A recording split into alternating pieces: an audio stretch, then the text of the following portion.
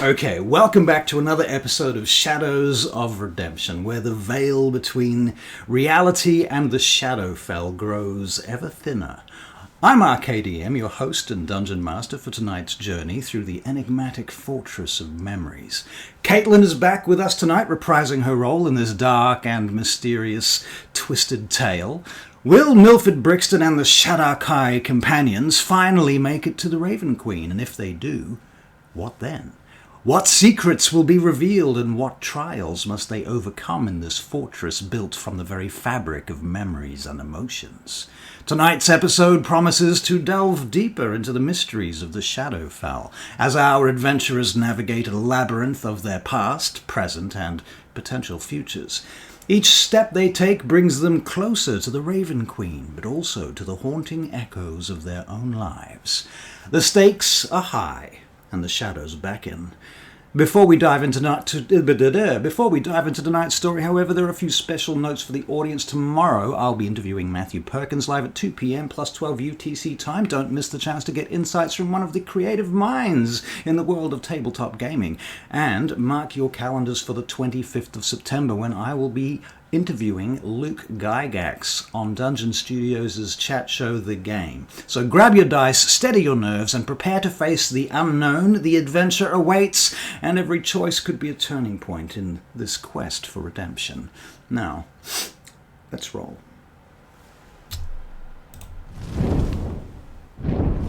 Here we go. Are we in? I think we're in. Huzzah! Do we have sound? How's the sound? Did it work? Did we do good? Did we work? Is it working? Is it working? Can you hear us? Oh, we're just miming. Well, the mic's on, the audio's flickering, so I suspect it's working. I suspect it's working. How's everybody doing tonight? Wolfskin Witch. Thank you. Yeah. It's great to have such people that turn up regularly. It's amazing to, it warms the cockles of my heart. Certainly warms the old cockles, oh boy. Right. So here we are, back with the Shadows of Redemption, and I believe, who would like to do a recap? Not Caitlin. I think Barry should do the recap because these are his memories. These are his memories. He should do the recap. You're quite right. Tell us what you remember, Barry. I've got mute on, I can't hear you.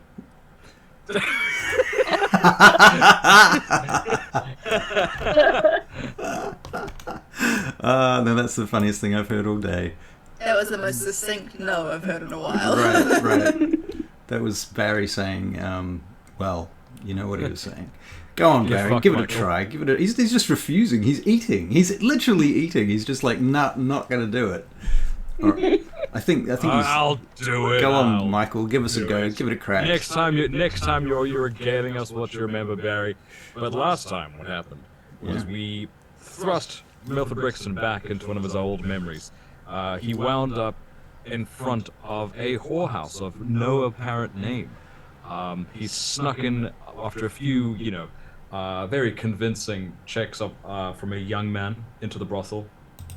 Witnessed the madam of the brothel chatting to one of the patrons, when a young bookie by the name of Inky walked out and elaborated in front of the entire crowd that there were some discrepancies in the bookkeeping. The madam shooed her away, not until the John on the chair got a good glance at her and took a liking. After a bit of convincing and paying a little bit too much money, he snuck into a corridor and followed Inky behind, not followed too distantly by Milford himself. The John tried to force himself on Inky, unsuccessfully, because as the time approached, Milford knocked him the fuck out, and they dragged his supine corpse into the not corpse, body. He was still very much alive, into the street. The guard at the door, the bouncer, got taken by guards rather, because police didn't exist.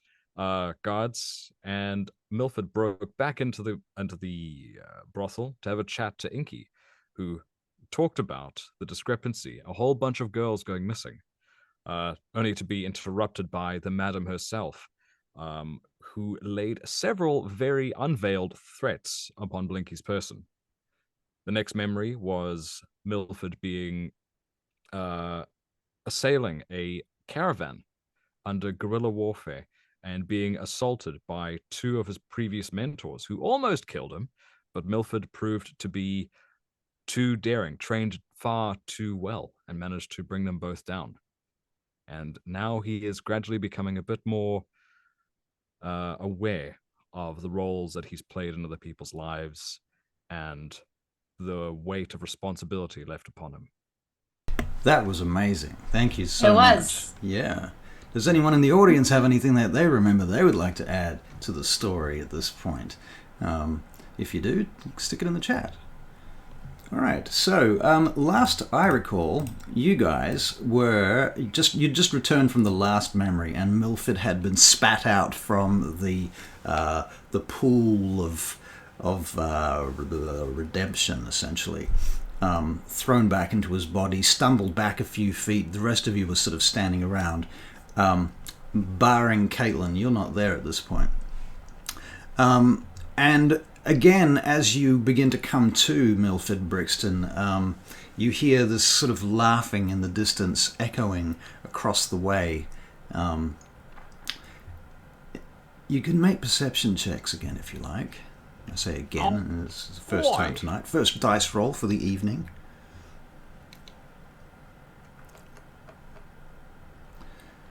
Here we go. Oh, and Mikhail, do we have the musics?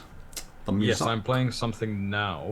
Audience, let me know if you can hear it, if I need to turn it up. We're doing it through Discord because there were issues last time.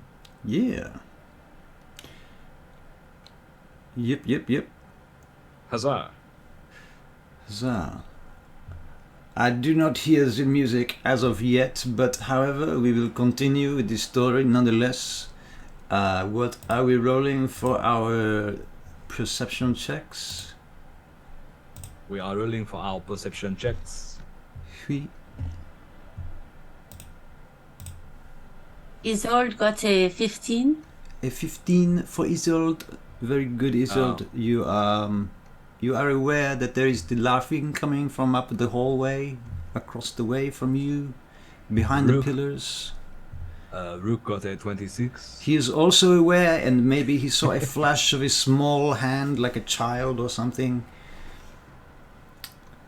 A little bit of clothes coming from across the way in this large chamber next to the pool of memories. Monsieur Brixton got a 5. A 5. Well, Mr. Brixton, that would make a lot of sense, to be fair. I mean, Mr. Brixton is, well, you know. What the? How did I get in here? That's weird. What the? Harry, you are muted. Get in there. Why am I not? No.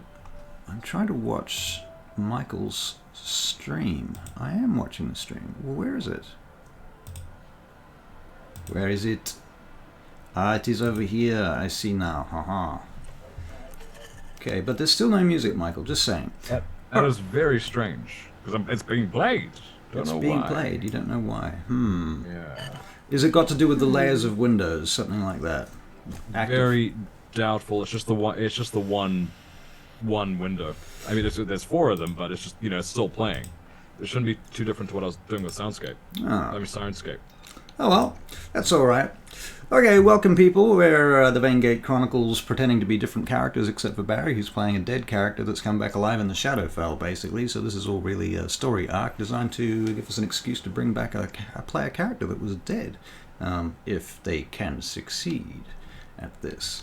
So, you've heard this sound, and you've seen a flash of hand or something from behind the pillars, further up, in the gloom of the Fortress of Memories. What will you do? You know, I'm not liking this place. It's taking me to places I don't want to go. Perhaps that is why you should be going there. Everybody makes mistakes in their lives. Not everybody has to see them again. What a unique privilege you have been given. Sometimes we are most able to grow when we face the things that are not comfortable. Well, how come you lot aren't going in these pools? What is there to remember after a few thousand years? Oh, the kiss of a woman. You know, you remember that. The way we remember things is a little different too. Our minds are not eternal repositories of memory. We have to unload them like a well that is sitting in a flood. Okay then. Alright. What we gonna do next? You lot must know what's going on. Perhaps we should follow the laughing. This is a particular laugh that is only present now that you are here. Oh, blame me. I just will. got here. Which is exactly why you are being blamed. You are the anomaly, and we must ensure that there is nothing out of sorts with you. The fortress is reacting to you, Mr. Brixton. Can I get a new perception check for everybody, please? Where the heck? 17. 17. Very nice. Very nice indeed. I just refuse to see anything today. I think Mr. Really? Brixton is a little bit dazed and confused by I don't think he's facing up to this stuff at all. Well, he has no choice. Okay, anybody else? What did you guys get? We got a 17 from Rook and 8 from Milford. Isolde got another 15. Another 15. And of course I'm thinking Caitlin is there, but she's not. Ha ha ha. Okay. We should do French accents more often. I know it's... I need to practice mine. Yours is spectacular, Joe. I'm so envious. Alright, so... Oh, shucks. what you notice that Brixton does not immediately notice is that the earth begins to tremor. Begins to tremble. Begins to shake. And you can hear this rumbling sound coming through the castle. It starts off quite low, like this low vibration beneath the floor. And then slowly, Brixton, you start to notice when things start falling around you, and you notice bits of dirt and sand falling from the rafters of the castle chamber that you're in.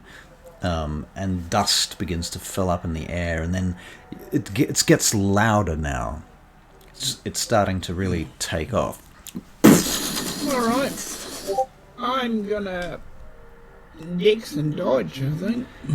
Oh, you'd like to make dexterity saving throws. Is that what you were Yeah, saying? You're yep. literally calling for it. Okay, well, I'm down with that. Okay. You've just asked for it. Dexterity. Now it's coming. Dix, where are you? This reminds me, I really should bring out my dices. Athletics, would it be? No, dex and dodge. Sorry, dexterity saving throw. Okay. It's a saving throw. Your proficiency won't save you here. No, monsieur. Nothing will save me here. That's a 10. A 10. Yep, sadly that's not going to save you from stuff falling. So you are going to take 2 points of bludgeoning damage. 15 from Rook. 15 from Rook, you save. Ah. It makes sense too, Brixton, because you didn't notice this start to happen No, it makes perfect sense. at the Perfect outset, sense. right? Very good. It's the Music? No. No music, no sound. I'm not hearing it at least. I think Maybe. Isolde was too focused on Mr. Brixton. She's got a 3. Wait a minute. I can turn the stream volume up. Ah. I've turned That your... would be it. That's the... It seems to go from 0 to massive. Okay, cool. Is that too loud for the audience?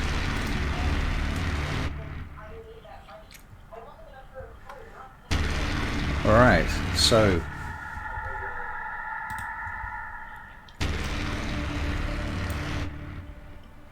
Dun, dun, dun. Let me just make sure we've got a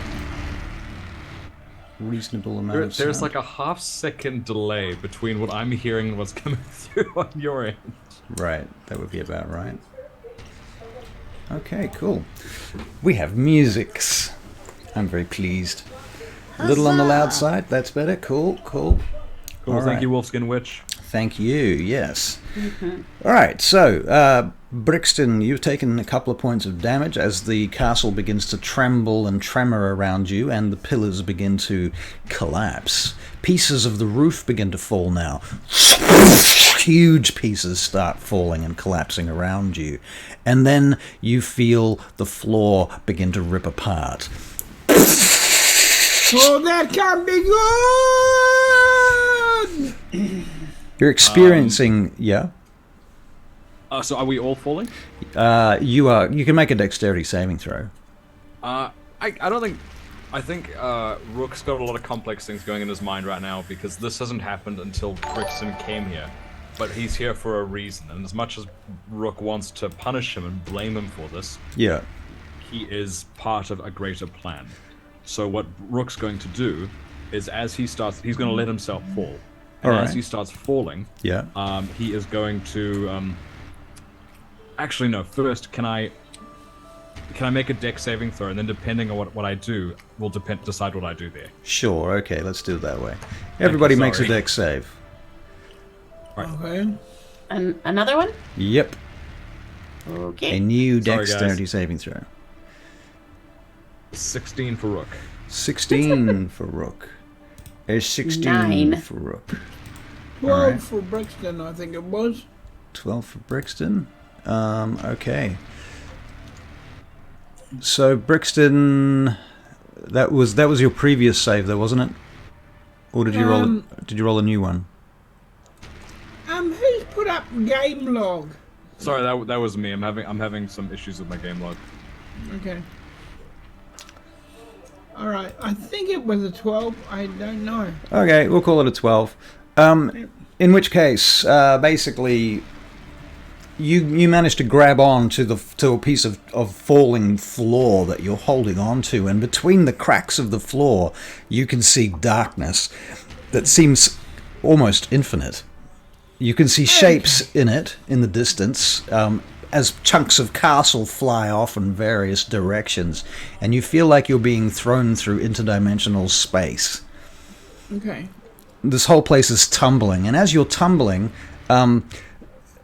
you see Neralai clinging to a piece of rock, which is also tumbling through this space here in the Shadowfell. What did you do?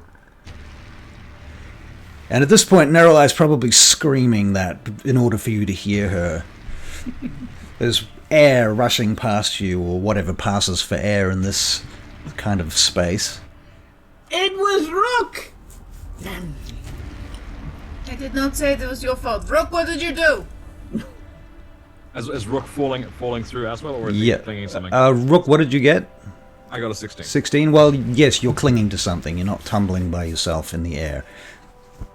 All I did was watch him. You obviously did not watch him hard enough.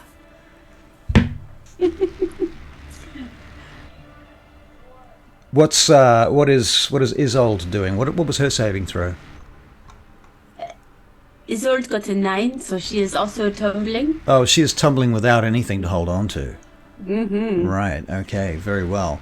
This passage goes on for about the space of a minute or so. I'm going to hold up an hourglass, a timer, and that's how long you have to talk to each other. I'm gonna, if Isolde goes past me, I'm gonna attempt to grab her. I think you can try. or you can jump to her, one or the other. Would you like to make an acrobatics check to attempt that? Yeah, I'll attempt that. It's my thing to do. Yeah. Let's go.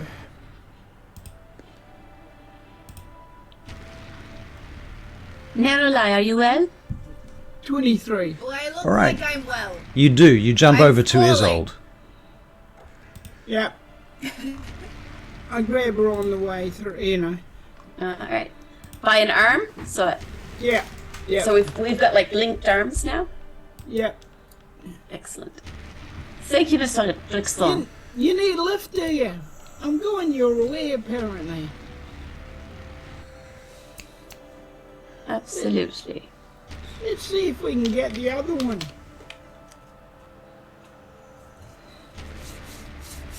Okay. Do we get anywhere near Caitlin's character?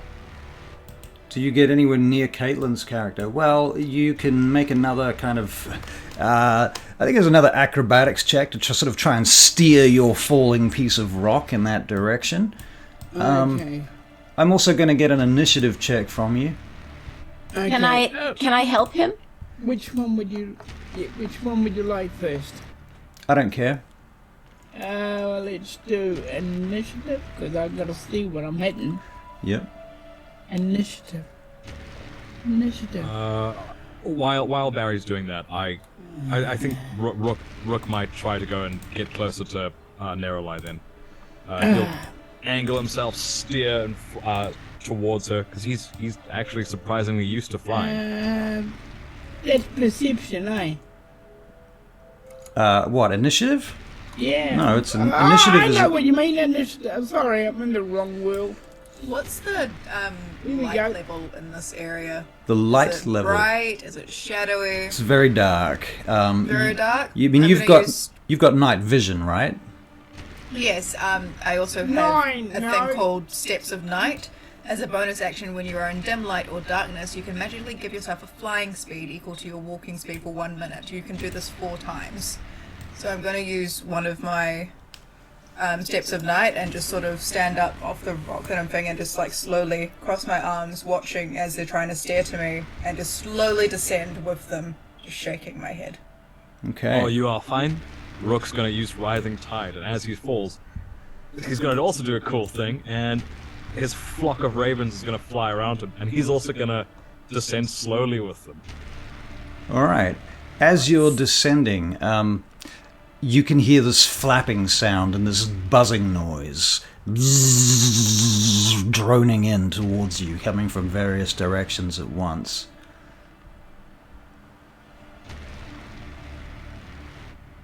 Is the Like noise bees familiar? or like what is the sound? Is it familiar? I don't know if it's familiar. You can make a nature check. Hey, Wild Heart's here! Yay! I have a -1 to nature and I rolled a 2, so 1. Right. Okay. You've gotta- obviously got no clue. Michael No might have idea. a chance. Rook may have some idea. He is a ranger after all. 13. They sound like biting gnats. Nothing Do they too sound serious, but big? very annoying. They're not huge, but they're not small either. Okay. Protect your extremities, they are large gnats. They start swarming in towards you at this point. And the swarm heads directly for Brixton. The first attack, they attempt to bite him for an 8. So that misses. How many attacks do they get? Only 1. Very good. Okay, it is Rook's turn. Can I see what's attacking us now? Yes, you can. You can see the swarm of gnats, yes. How far away are they from Rook? How far away are they from Rook? Yeah. Well, let's put you guys on the map in a sort of... Oh boy! Oh goody! Let's see. So we've got... You can ignore the ground right now. We'll put...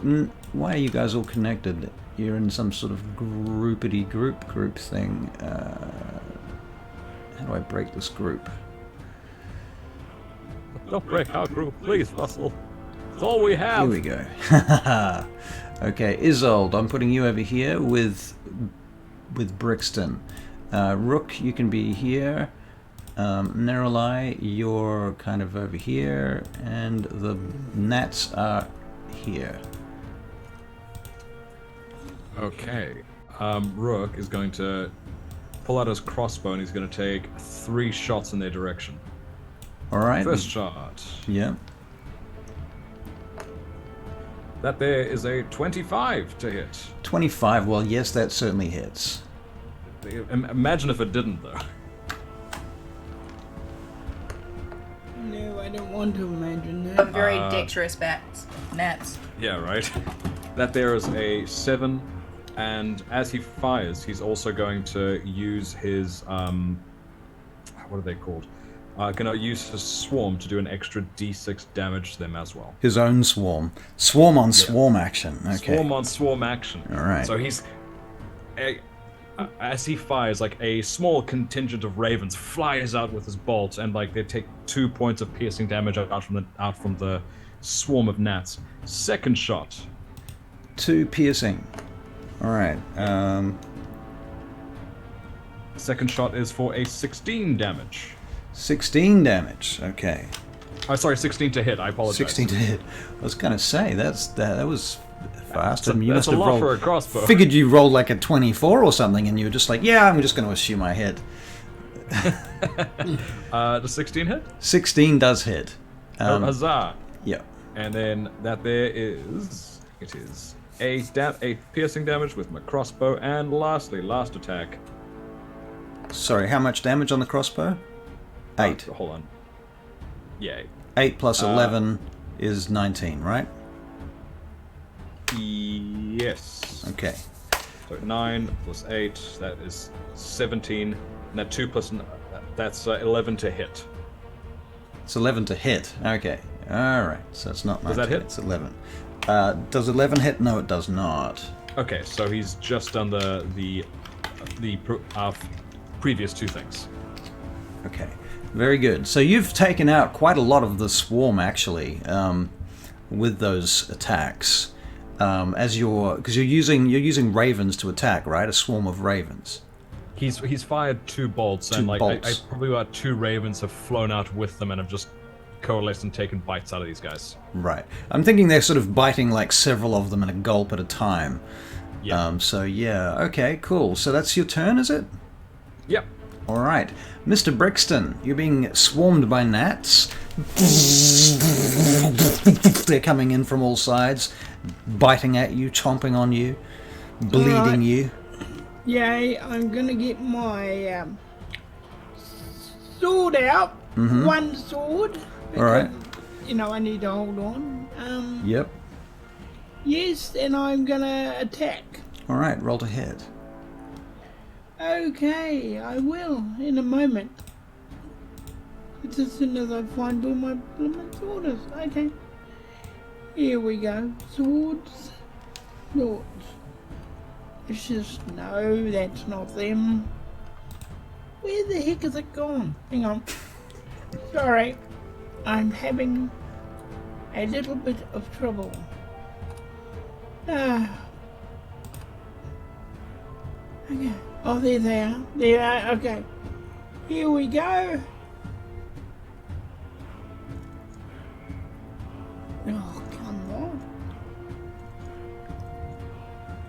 Do you want me to roll it up for you? I got it. Got it. 28 to hit, motherfucker! Yeah. Holy crap!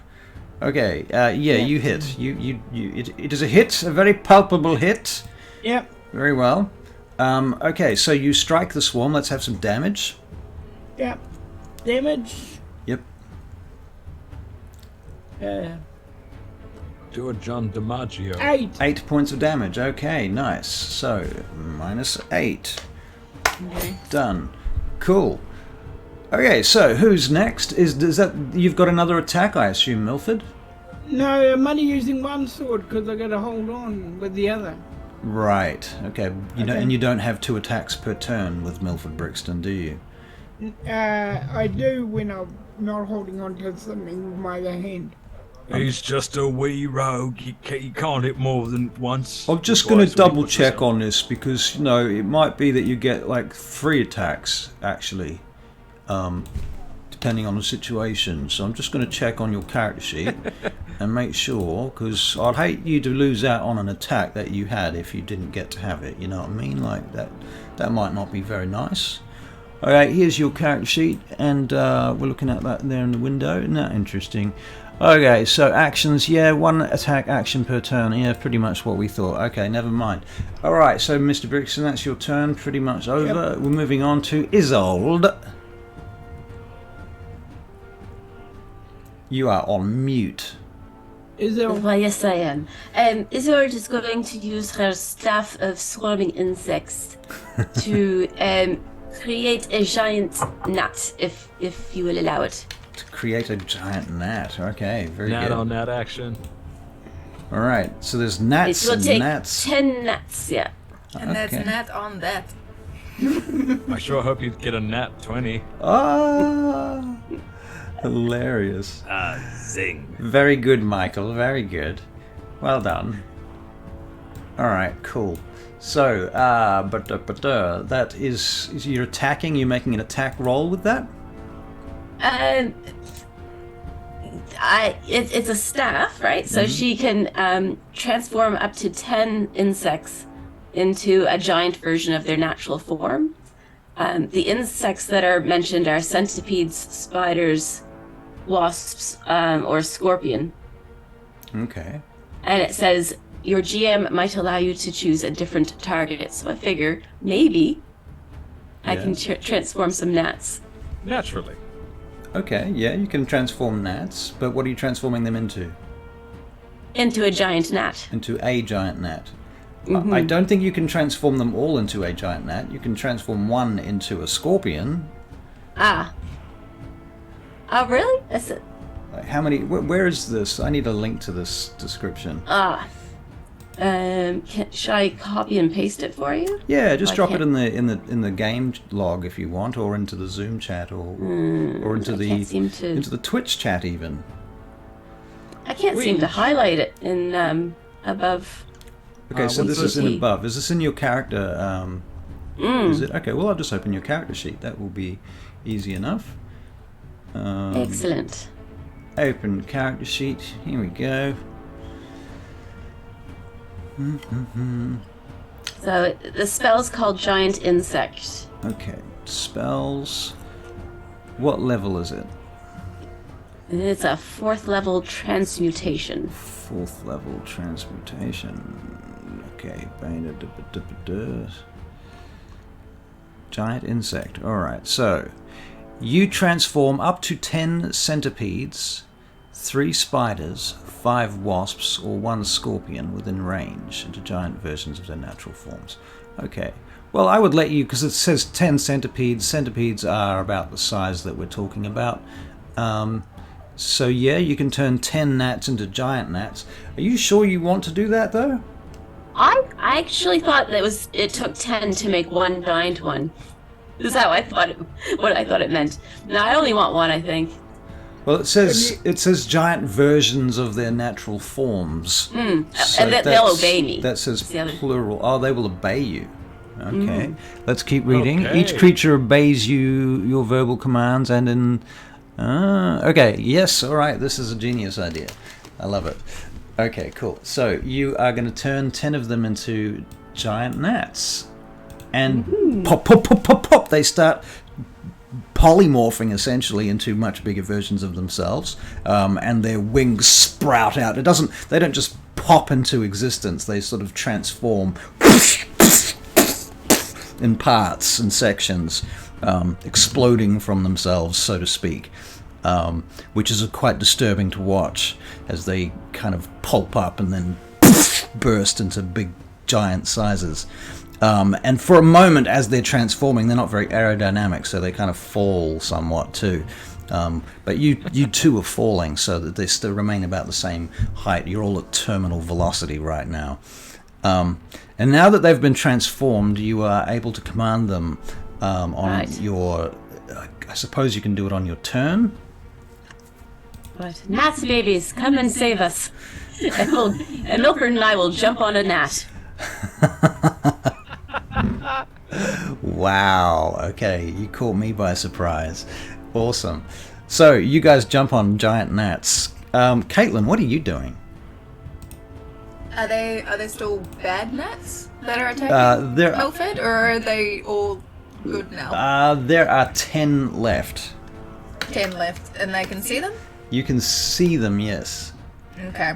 I am going to use my movement, which is the flying speed at the moment. I'm going to get within 5 feet of them, and I'm going to cast Words of Radiance. Where's your flying speed coming from, just out of curiosity? Is it cleric? You're not a cleric, are you? No. I am a cleric. You are a cleric. It's unique to the Twilight Cleric. Twilight cleric. In dim light you can fly, can't you? At Yes, which is why I asked what the lighting was like. Right. As a bonus action, when you are in dim light or darkness, you can magically give yourself a flying speed equal to your walking speed. Right. You can do this 4 times, and you regain all expended uses when you finish a long rest. Very nice. Okay. Yay. Coming in within 5 feet of them. So Neralai, you're just sort of flying upright with your arms out, right? Something like I was flying with my arms crossed, like down, and just following at Right. the same, like just at like similar speed, but like just slowly, just giving them. Oh, what did you do? Look, like why did you break the floor? There was no point in breaking the floor. And I'm going to cast Words of Radiance. You utter a divine word, and burning radiance erupts from you. Each creature of your choice that you can see within range must succeed on a Constitution saving throw or take 2d6 damage. Okay. Radiant damage. Very good. So Constitution saving throws for these little fuckers, eh? Yep. All right. They're going to beat a 16. A 16. Con save 16. Ooh, that meets and beats. Ooh. That's at 17 actually, because it's +1. Nice sound effects there, Michael. That's okay, then they take no damage then. They take Just no misses. damage. Misses. Bugger. Okay, well, the swarm changes targets and heads for Neralai. It swoops around in your direction. A creature that is not deafened and starts its turn in a space occupied by a swarm of biting gnats, that's going to be you, Neralai, will make a DC 10 wisdom save or become distracted by the droning of the gnat's wings. A distracted creature has disadvantage on attack rolls and ability checks that use wisdom or charisma for 1 minute. A creature can resave at the end of each of its turns. Success ends after ends the effect on itself. If a creature's save is successful, the creature is immune to the swarm's distracting buzz for the next 10 minutes. Okay? 23. Alright, so you have well saved. I have a +8 to wisdom saves. Alright, very good. Nice, well done. And it does attack you for a pissant little number 9, so it's not going to get you. Very good. Okay, Rook, your turn. Second burst, same as the first. 3 more shots with my crossbow. First shot. That there is an 18 to hit. An 18, very good, that hits. Now if it'll just let me roll, I'd be really appreciative of the damage. There we go. Okay, that there is a total of 10 damage. 10 with damage. my crossbow. And that's going to follow up with some more of my ravens flying in off of my writhing tide at the guys. Okay. For a that's an added 3, so a total of 13 from that attack, that particular attack. Next attack. What is that's going not on going to here? do it. That's an 11. An 11. Yeah, probably it goes in between some gnats or something. 11 to hit. Okay, the 11 does not hit, but the first one takes out about half of the last ones. I'm not quite sure how you're supposed to hit more than one gnat with a crossbow, but hey. He's just really good at lining them up like that. Yeah, And then lastly, that's a dirty, not a nat 20, it's a dirty 20. A dirty 20, right. Yeah. I see. And come on, piercing. Let me roll the thing. There we go, finally. Okay, that there is a 7 damage. 7 damage. Okay, well that's the end of the gnats. They are dead. who knew we had such a pest problem in the fortress. Very good. Okay, so you continue tumbling, and you become aware that there is a little bit of dim light below you, and you can see in the very far distance, hundreds of feet below you, walls and rooms, and you're looking down on if you're looking at your VTT right now, you're looking down on the map that you can see there from far above. I'll zoom out for the audience so they can get some kind of picture of this. Kind of looks like that, and you are falling in towards this point here, and when you hit, you all strike the ground. I will get new dexterity saving throws. False. Because of Rook's writhing tide, he is hovering down, with surrounded by his flock of ravens. Very nice. Circling Isolde, him like yep. I'm flying. I think they were flying on a giant net. You're flying on a giant gnat, and they're flying on a giant gnat, and you are literally flying. Okay, so, all right, very good. Well, hooray, we've foiled your gravity trap. you did foil my gravity trap. Fuck you guys. Damn you. That's what happens when you take 10th level players that have flying abilities and gnats. Sheesh. Okay, in any case, this is the location at which you essentially fall to. And it looks like the safest place. However, there is a gap between here and here. Or even here. So anything that's pitch black on this map is a hole. Okay. Do any of us recognize this area? As in, like, its old architecture from the fortress from when we got here? It seems to be another part of the Fortress of Memories. You may have seen similar architecture, but every time you come into the Fortress of Memories, the whole building reconstructs itself.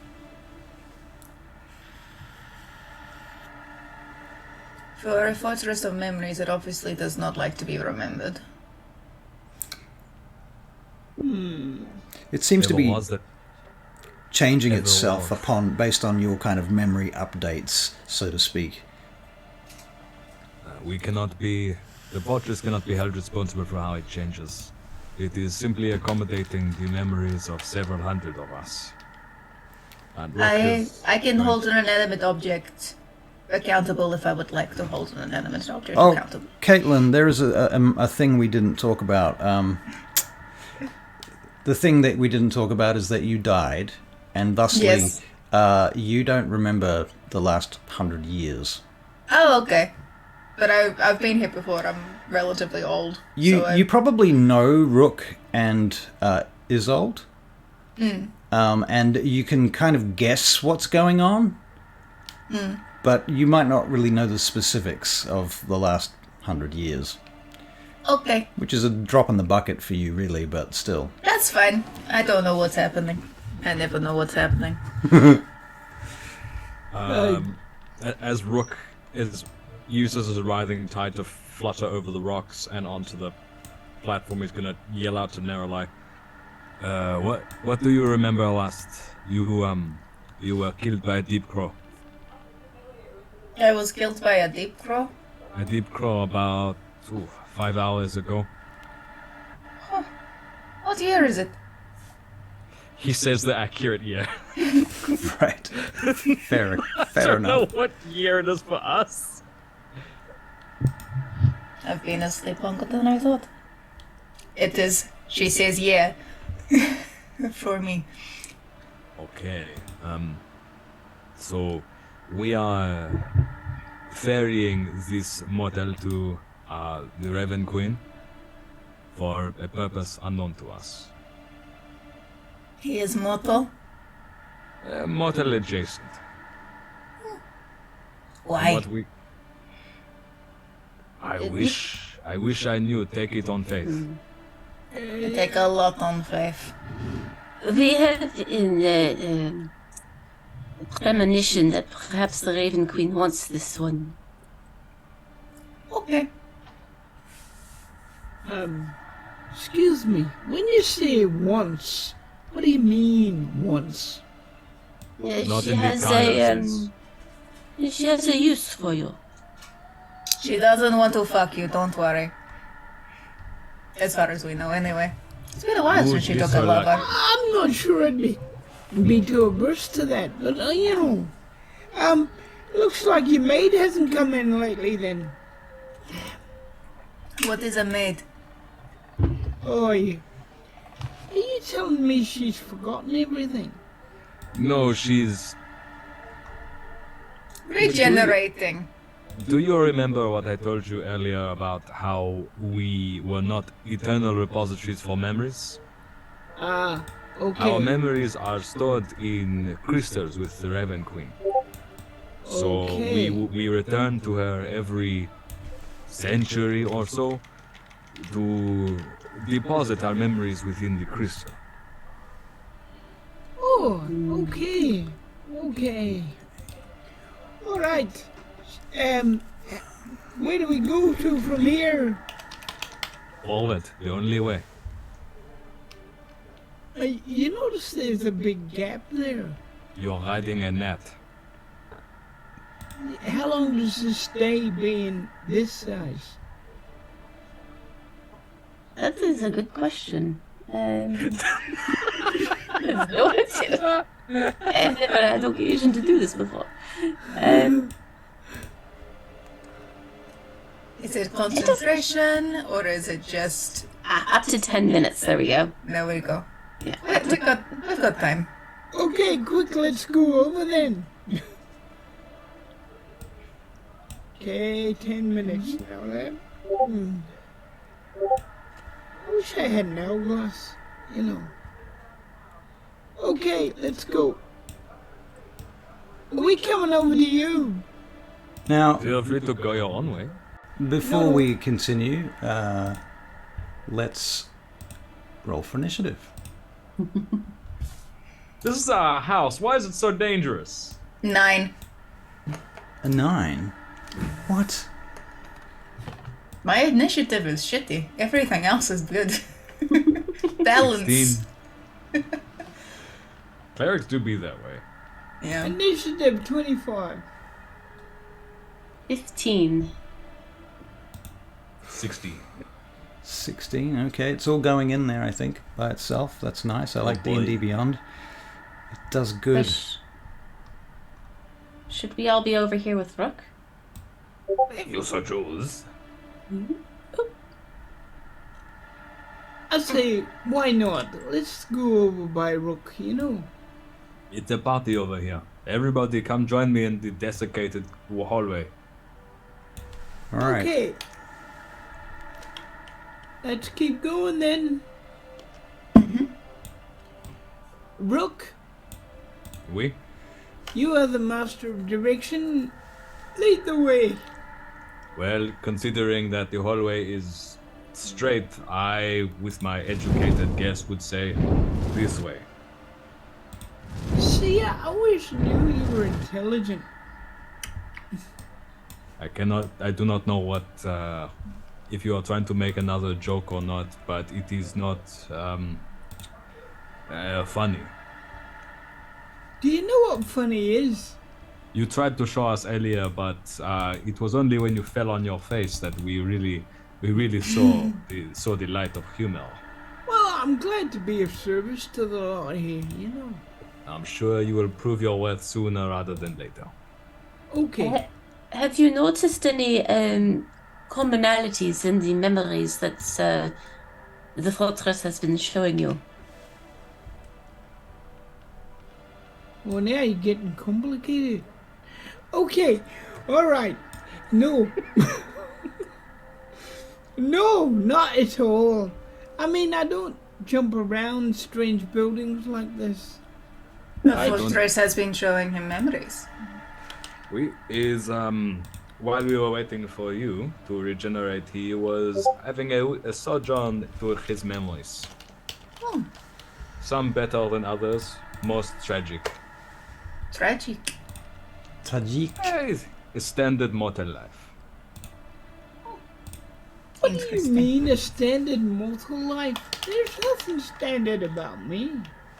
Oh, Milford Brixton. We could plagiarize a book with you. I have known you for about, 5 minutes, and there is nothing remarkable that I have No, managed it to say for depends. now. It depends which you were talking about. The one that was here before, the one that's here now. If you count the one that's here now, you've only known me for about 2 seconds. Can I get perception checks, please? Like I said, I do not need lots of time to measure up a person. You are not remarkable from my estimate, and I am very rarely wrong. Oh, Hey, I'm chat, glad you just a feel reminder that way. that Russell told us to be mean to Barry. Well, I'm glad you feel that way. It is not a feeling, it is fact. We'll see. We'll see. What I will say is that he has overcome adversity in a most remarkable fashion.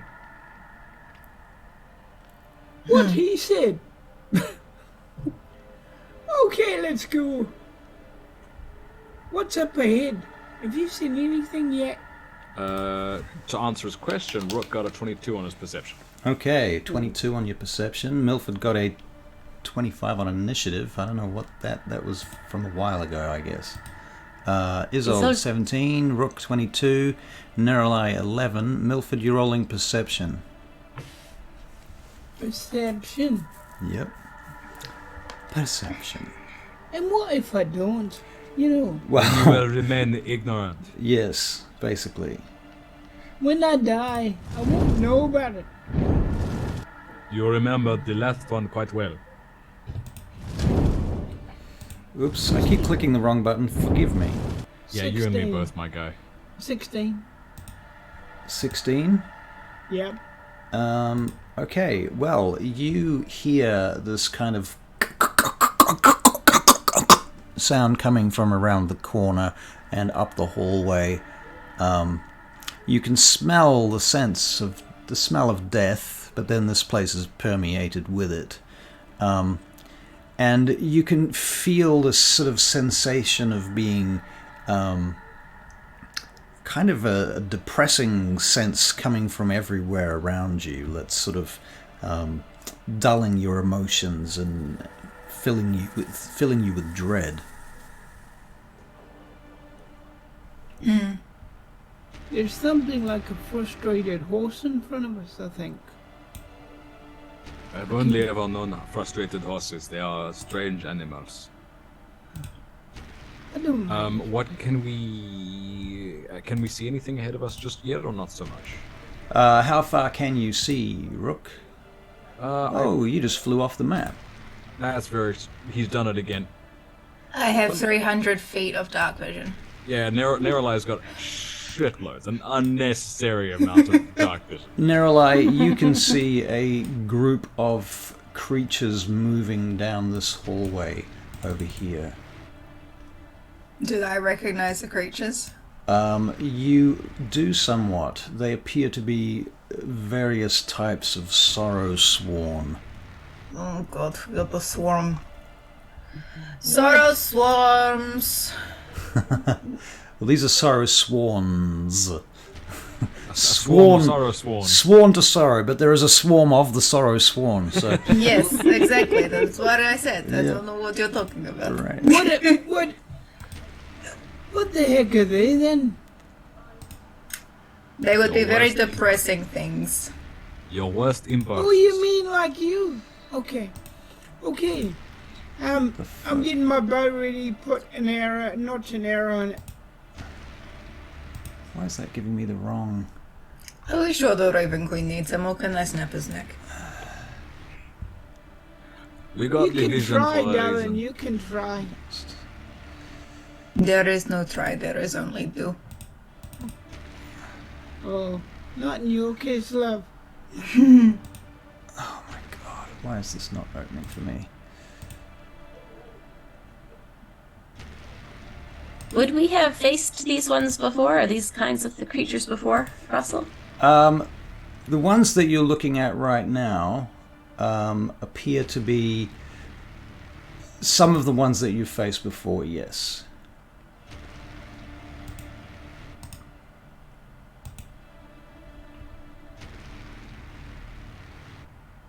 But for some reason, D&D Beyond seems to only be able to open one type of creature for me, and I'm stuck with biting gnats. Yeah, I'm having a tech issue as well. I can't reload Rook's little pin. You know what I'm going to do? I'm going to reload the whole page. That works. Sounds like That works. hey. Make it Sorry, happen, people. Russell. Here we go. So, as much as D&D Beyond and the VTT are awesome, it's also quite unstable, apparently. So that's important to note. So Roll20 is definitely the more stable of the virtual tabletops, but also the more frustrating in other ways. So, Right. what can I say? Above is still in its beta form, is it not? Well, I think Above is always going to be in beta form because it's not, okay. it's not being funded, so to speak. So There's just some guys doing it in their spare time, yeah, pretty much. Yeah. which I'm grateful for. It's a great little tool. Yeah, it is very cool. Okay, well, I have another plan, so I'm going to use this plan. Alright, so some of the creatures that you can see look like fairly large, fleshy humanoids with massive hooks on their wrists that sort of come out. They don't have fingers, they just have these bone hooks, and one of them has two heads with gaunt-looking eyes, and their faces are sort of dripping flesh. Sort of pinky grey coloured with these dull white eyes and fangs, piercing fangs, but hundreds of teeth in their mouths. And this thing starts ambling in your direction.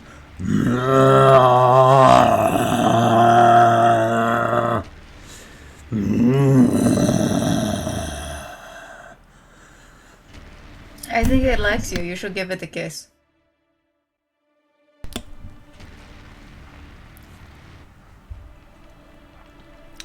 Now, has my tabletop reopened yet, or is it still pissing around? Alright, let's try this again. Do we have everybody who is part of this together? Neralai, you're still over on the rock. Is that where you want to be? I don't have access to the game, so I can't control my character. Oh, you don't have access to the VTT? No. How come? I don't know. Have you had before? No, because I had it when we did it on Roll20, and I was moving around in the first game that I was a part of. Oh, we didn't talk But you I through haven't this. been here for the last couple of weeks. Right, I forgot to tell you about that. Okay. Well, you get the Above VTT extension for Chrome, Okay. and then you load your character. You go into the campaign, and when you find your character in the campaign, you click the Open in Above button or Join with Above. Okay. I think It's not too hard. VTT. So in any case, you guys are watching these creatures wander down towards you. They're coming fairly slowly. I guess watching them come slowly, then Rook is going to throw his hand out, and from under his cloak, a flurry of ravens is going to come out, and they're going to swirl around them. And I need them to make a Dex 17 saving throw, because I'm casting a web. Dex 17 saving throw. All right. Yeah. Well, that's a fail. For the first one.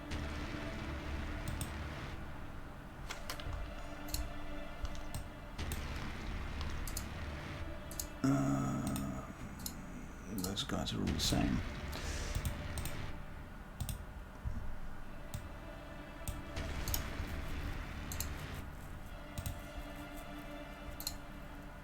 Okay, the large one appears to be able to rip their way through the web. Tears his way through, but the smaller ones that you can now see, which appear to be these nasty bestial little things on short legs, with just kind of like heads with no eyes, and they're just teeth and a mouth. This walking fleshy maw ambling along towards you. These guys get caught up in the web. And they... Brilliant. And they're all restrained then. So how many would you say are caught up in the web? Oh, there's 3 out of 4 of them. Okay. Focus on the big one. The small ones are caught up in the web. Good thinking. I'm just going to put the restrained marker on them. Cool. That 25 was my initiative. Okay. Yeah. Did you ever make a perception check? No. It's a bit late now. I think probably everybody's noticed what's going on now. Okay. Especially since there was a flurry of ravens coming out from Rook's cloak and cawing and bullshit, and then he says the thing. Alright, Milford, it's your turn. Yes, I'm gonna take a shot with my bow. Alright, roll to hit. Hang What on. are you shooting at, first of all? I'm shooting at the big one, like the boss said. Okay, shooting at the big one. Man, shooting at the big one. Oh. Okay, here we go. Come on, people. Go with me, 20. Good one. Vicious 20. shortbow, 24 to hit. Yes, that's a Yeah. hit. Yep. Palpable, even. Palpable, you might say. And Alright, damage. boom. Boom. 11 11. damage. Okay, nice. And that is the... Yep, okay. So... Very good. Okay, Milford, that's your turn. Rook, you have an actual proper turn now. The first one was essentially a surprise attack. Okie dokie. I think Rook is going to rush forward towards the... Actually, hold on 1 second. Let me double check my spells. You know what I'm going to do, actually? I'm going to take aim at the smaller guys. Yeah. And I'm going to cast Hail of Thorns on one of my bolts. Okay. And I'm going to fire it... let me double check that. Next time you hit a creature with a ranged weapon attack, the spell creates a rain of thorns. This crosses me a ranged weapon. A creature takes... Oh, that's just on one creature. Damn it. I was hoping it would be similar to the other thing I did. That's fine. I'm going to instead rush into combat with the larger fellow with my moon sickle out. Okay, roll to hit. You're rushing towards him.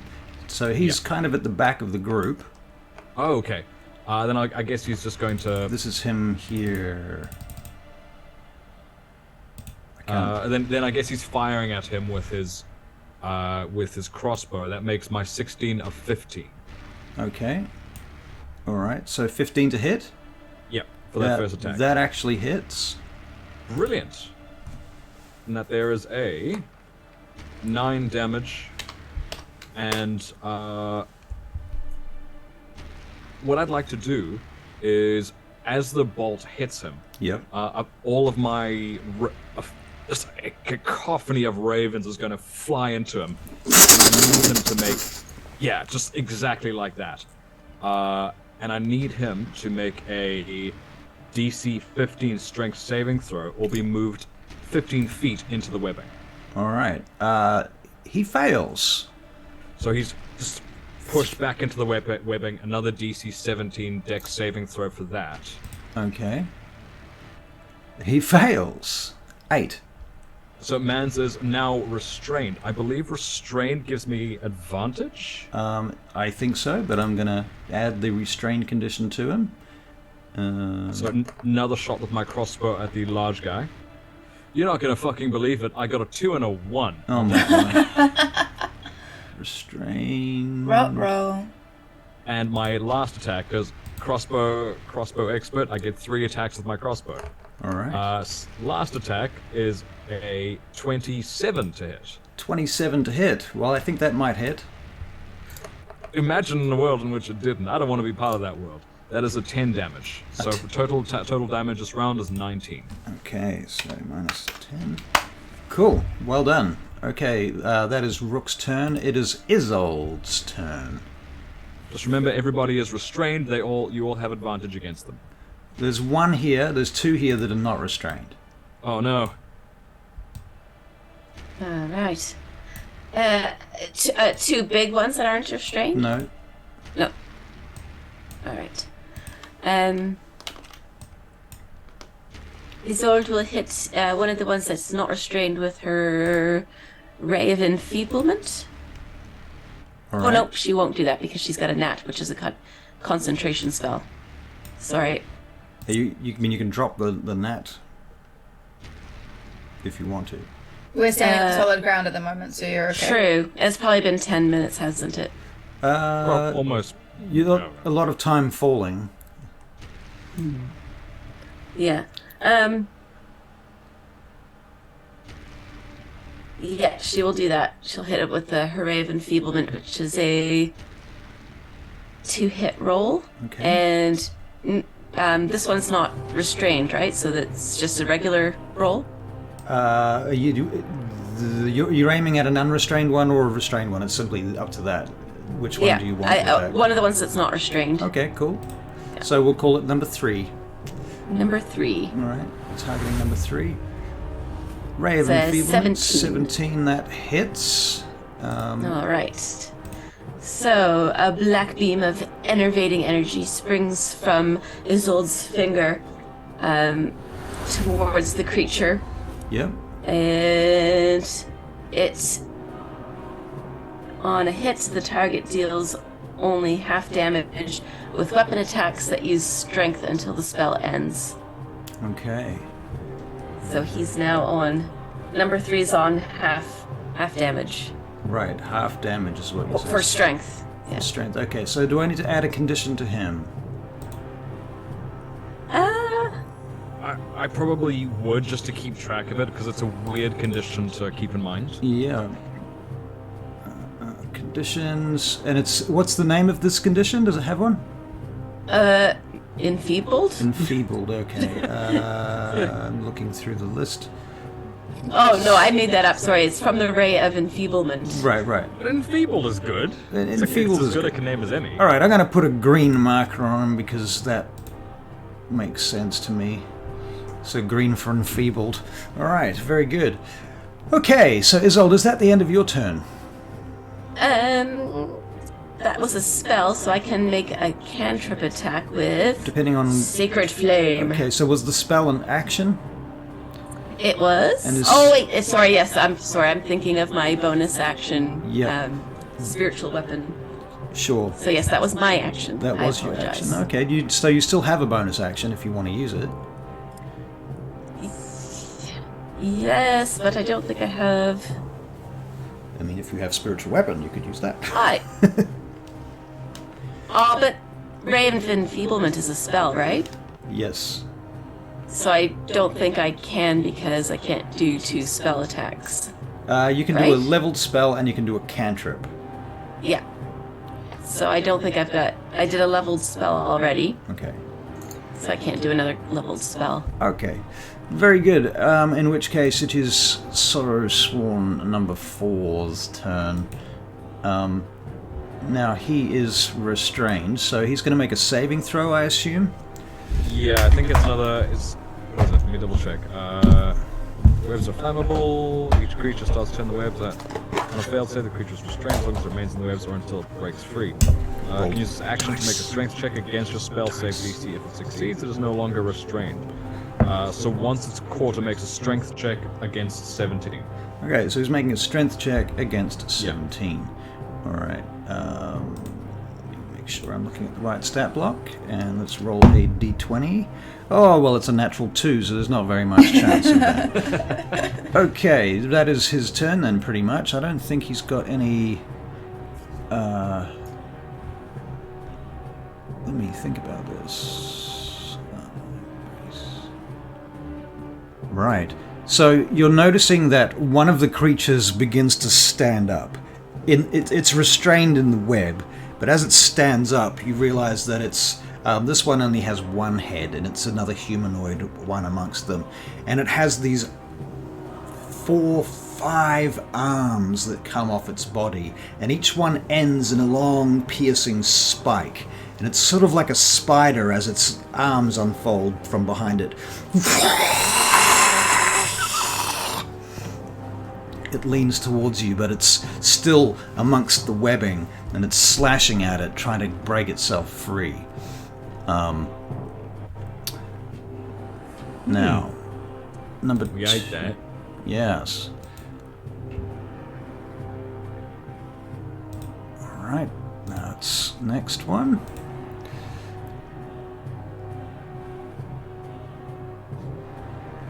Okay, this one is also restrained, so he's making a saving throw as well. As a natural 8. What's the DC? 17 or something? Yep. Uses action to make a strength thing to get out of it. Bugger. Alright, he's not going anywhere. Alright, the one at the back is oddly also restrained. Okay, so he is also going to have to make a saving throw.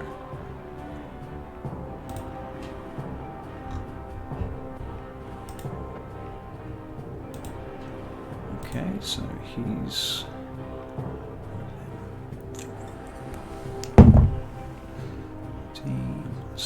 That is a 16. Damn it, so close. Okay, and Neralai, it is your turn. I am going to cast Guiding Bolt at 2nd level at the one that is restrained.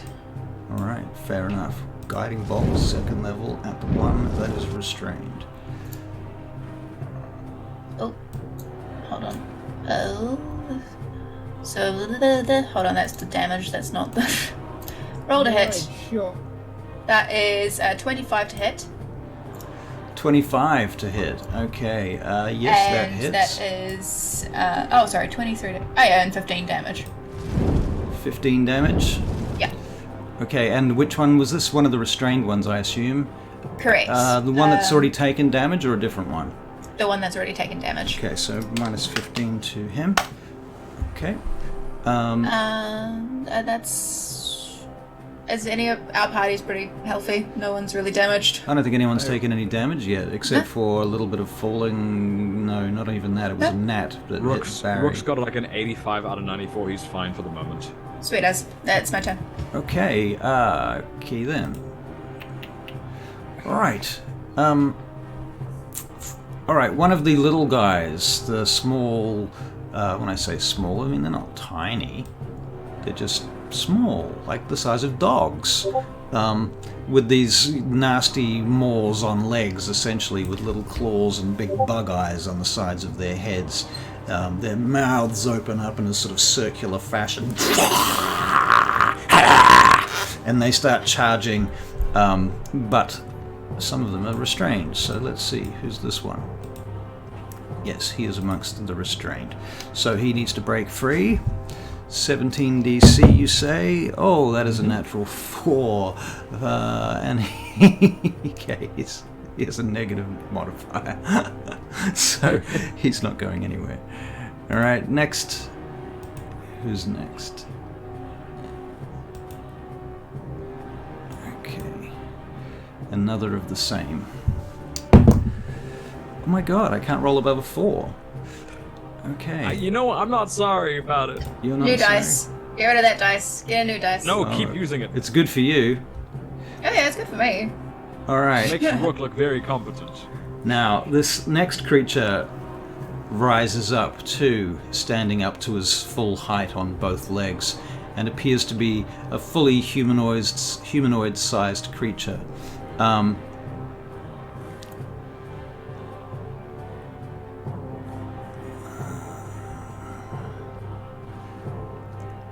Now, I have not got a lot of experience with these creatures, so we're learning on the fly as we go here. Alright, so he has to make a... Does he... Oh, no, he is not restrained. Wahaha. Oh no. Haha. Okay, so who's the nearest of us here? We've got Brixton over here. We've got Neralai over here. Where is... So I'd say Rook is about there. Rook's there. That's where he was before he got yeeted off the map. Okay. Do you want me to pull him back on the map? If you could, please, because I can't see anything. Okay.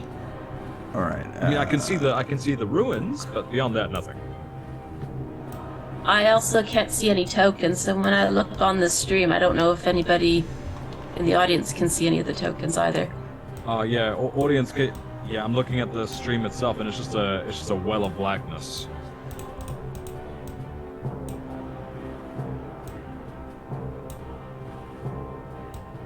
Okay. There's somebody. And here's somebody. Yeah, stream as good as Above VTT is, like specifically for a D&D Beyond and running games with it. It is still a free software, and these guys only put time that they can into it. So Yeah. you do what you can. All right. So this next creature. Okay, he moves up to you, Rook, and he attacks you with a bite, first of all. This creature seems more spindly than the last, and it has kind of fins, well, not fins, webbing between its fingers and feet, oddly enough, and spines down its back, so it has a sort of fish-like appearance in some ways. It seems to be slick with wet something, black and Icarus. It attacks you, but it will miss because it rolled a 10. However, its next attack is a claw, and is a 12.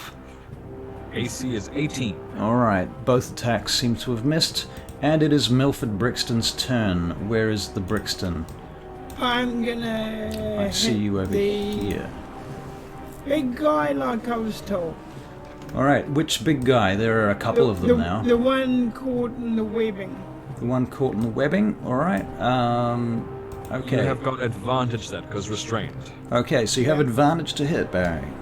Yeah, let's go. Let's try for it.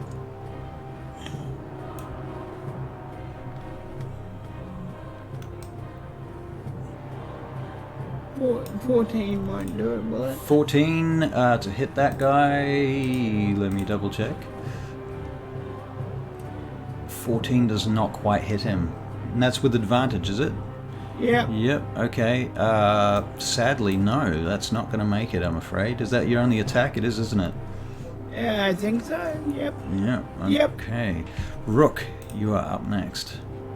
Rook is going to slash at the bastard in front of him with his moon sickle. Okay. That there is a dirty 20 because he gets a plus 10 with his sickle, Alright. which is pretty fantastic. D4 plus 6 damage. That there is a total of 7 damage, and on that he's also, as he slashes, just a flurry of ravens is going to shoot out of his cloak and try to push this thing back into the webbing. That's another DC 15 from him. DC 15. Yes, sir. I made it with a 15, natural 15 plus 1, so yes. Okie dokie, that's fine. And seeing that he isn't going to be pushed back, he's going to take another slash with a sickle. 18 to hit. 18 to hit. That is actually hit, yes. Huzzah! Alright, damage. 9 piercing damage with the sickle. And last attack, bonus action, with my crossbow. Oh, that's doubtful going to do it. That's an 11. 11 to hit? No. Yeah. No. He whips it out in his spare hand, tries to shoot up into its awful, horrible jaws, and it just goes a bit wide because of how close the bastard is. Right, fair enough. What was your damage? You did 9 damage, yeah? And the previous attack? 9 damage on my last thing, yeah. And I think it was 7 on the one before that, so a total of 16. Okay.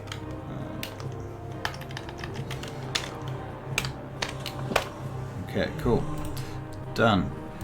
Okay, this guy.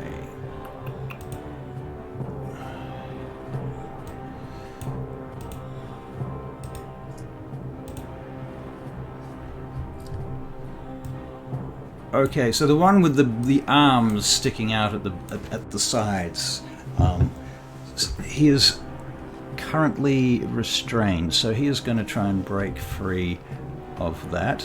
DC 17 strength. Now, this web, can it be cut through? Is there any other way of getting out of it besides burning it, or As far as I can see, it's just fire. it's just fire? You can't cut Yeah, your way because it's a through. magical webbing. Ah, fair enough. Okay, that is an 18. He breaks out. All right. But he's had to use his action to break out. Okay, very good. All right, so that's basically his turn. Apart from movement, he can move Yep. 30 feet, so I'm going to do that. He moves to there. Oops.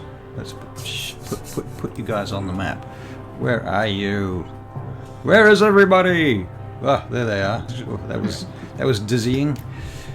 Okay, cool. Isolde, you are up next. Alright. Isolde will call the Sacred Flame onto... actually first, I believe she has to move a bit forward. Now, a quick note about the combat tracker in this is if you click the little teardrop button, it will take you to your character. Joe, is Yes. Sacred Flame a dex saving throw? It is. So anything caught in the webs that is restrained has disadvantage on dex saving throws. Okay. Aha. Well then.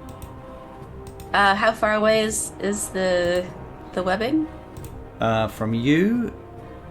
Now, let me see. Who's Isolde? Is that 60 feet, I think? This from is- where I just moved. Right. If you're the character just behind Rook, then yeah, the furthest one away is 65 feet. Yeah. And there's a few of them in that range between. Right.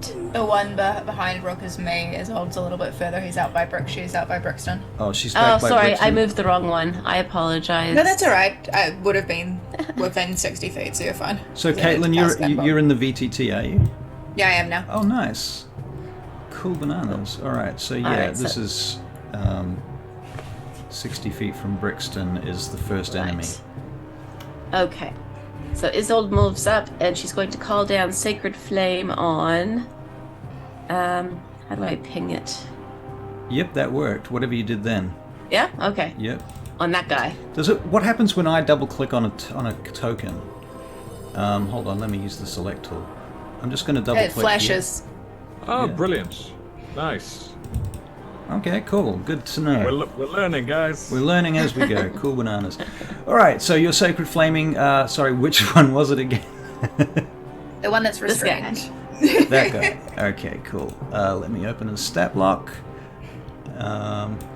And he's making a dex save with disadvantage, which I didn't roll with disadvantage, so I have to roll again.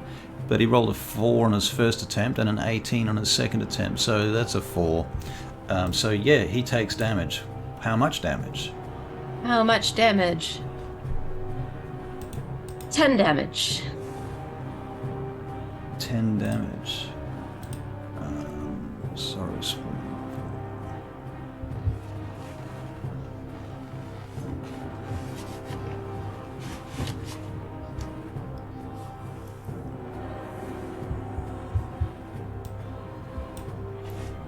Ten damage. Okay, well, that one you destroy.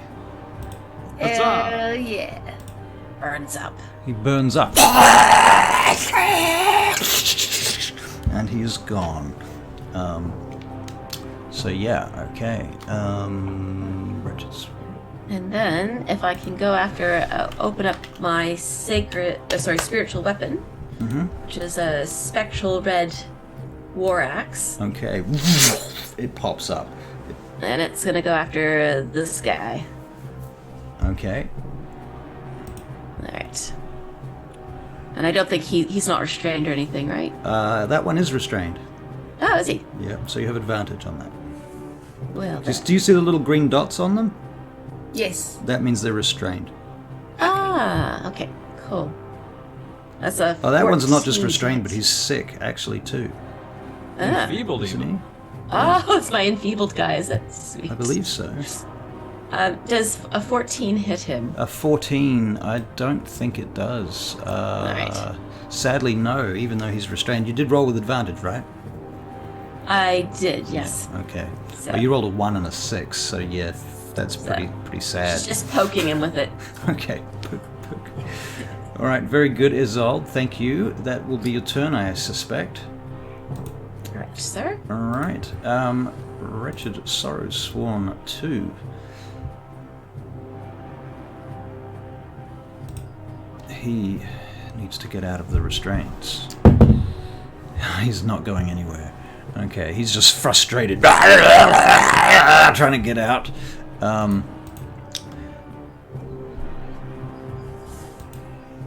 Okay. The next guy tries to break free.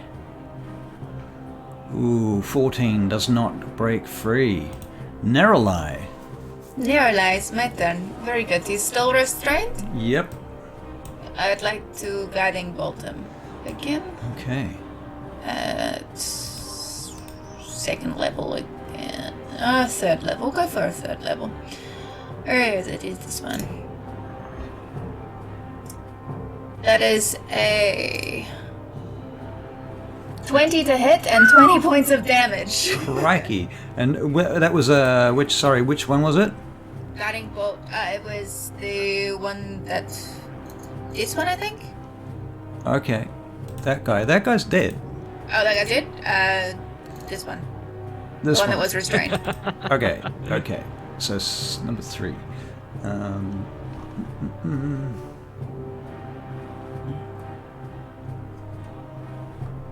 Why are they not numbered in their thing? That's annoying.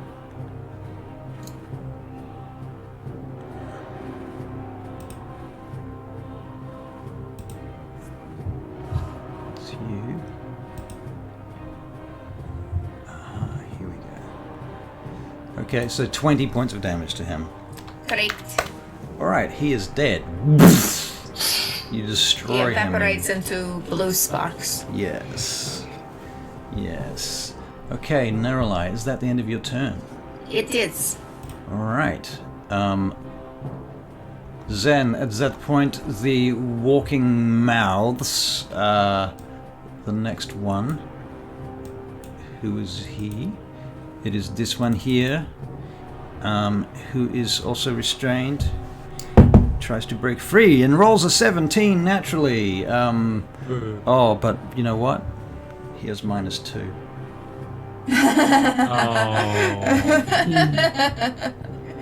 I hate you and your dastardly spell save DC of 17. You wanted a strong person that's been around for a few 100,000 years, and you know what? I created a ranger to fulfill the brief. Right. Well, fair enough. It does a good job of it. Excellent. Okay, I need to take him off my combat tracker and move on to the next Sorrow Sworn. So this is the one that is in melee with the ranger. Yes. Okay, so this one, let me check. He is going to attack you if he can. Where are you? You are close enough? I'm close enough, I think. Close enough. I don't see you on the map. Have you been yeeted again? Here I am. Oh, you're over here. Ah, I see. So it's... Okay, yep. Okay. Alright, so... He goes for a claw attack.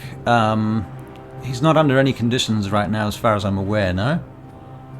No, I don't think so. Okay, so he goes for a claw attack and rolls a 3, for fuck's sake. But the dice in jail. It's a dice jail dice. Oh, that was a virtual dice. Then he rolls a. Is it going to roll for me? You're going to tell me what it was? Oh, that's a 20 for a bite. Woof. Yeah, that hits. That hits. Okay. That hits.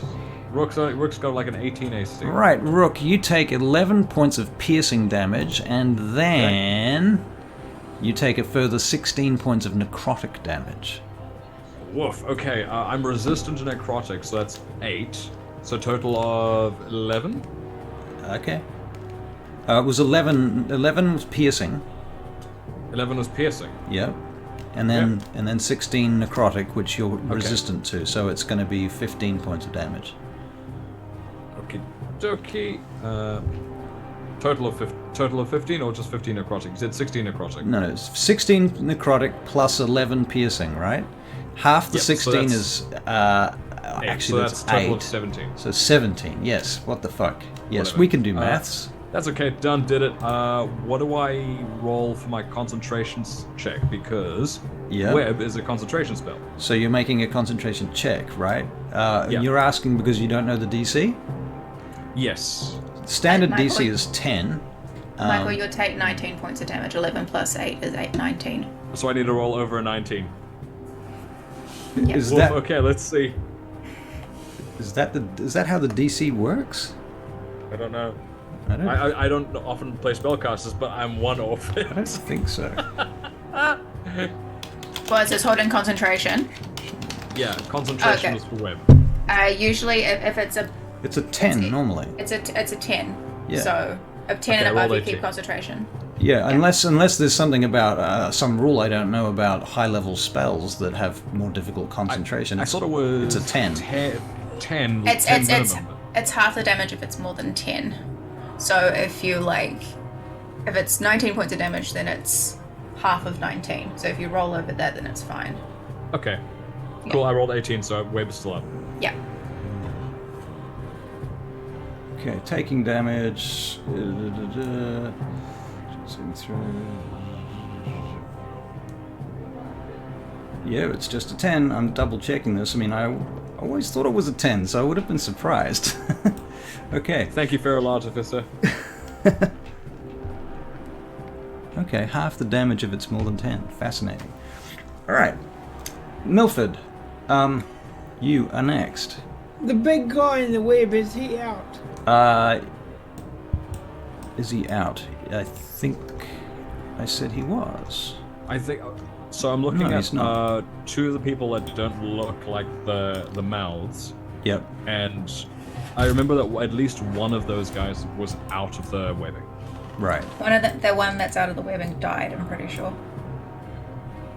So this guy's dead, and this guy's dead. I don't know if either of these two are dead. None of those guys are dead. No. Okay. Okay. It will come up automatically with a red X on it if they're dead. Okay, cool.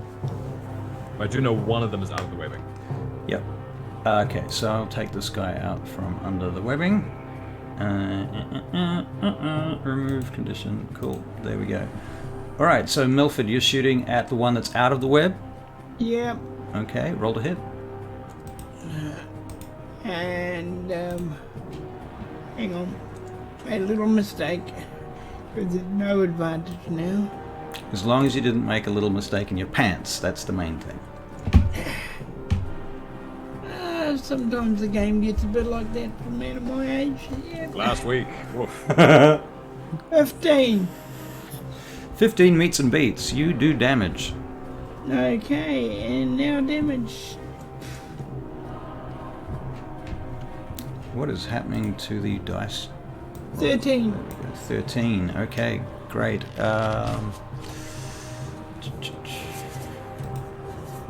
Do you want me to move Milford a bit, like, however far away he might be?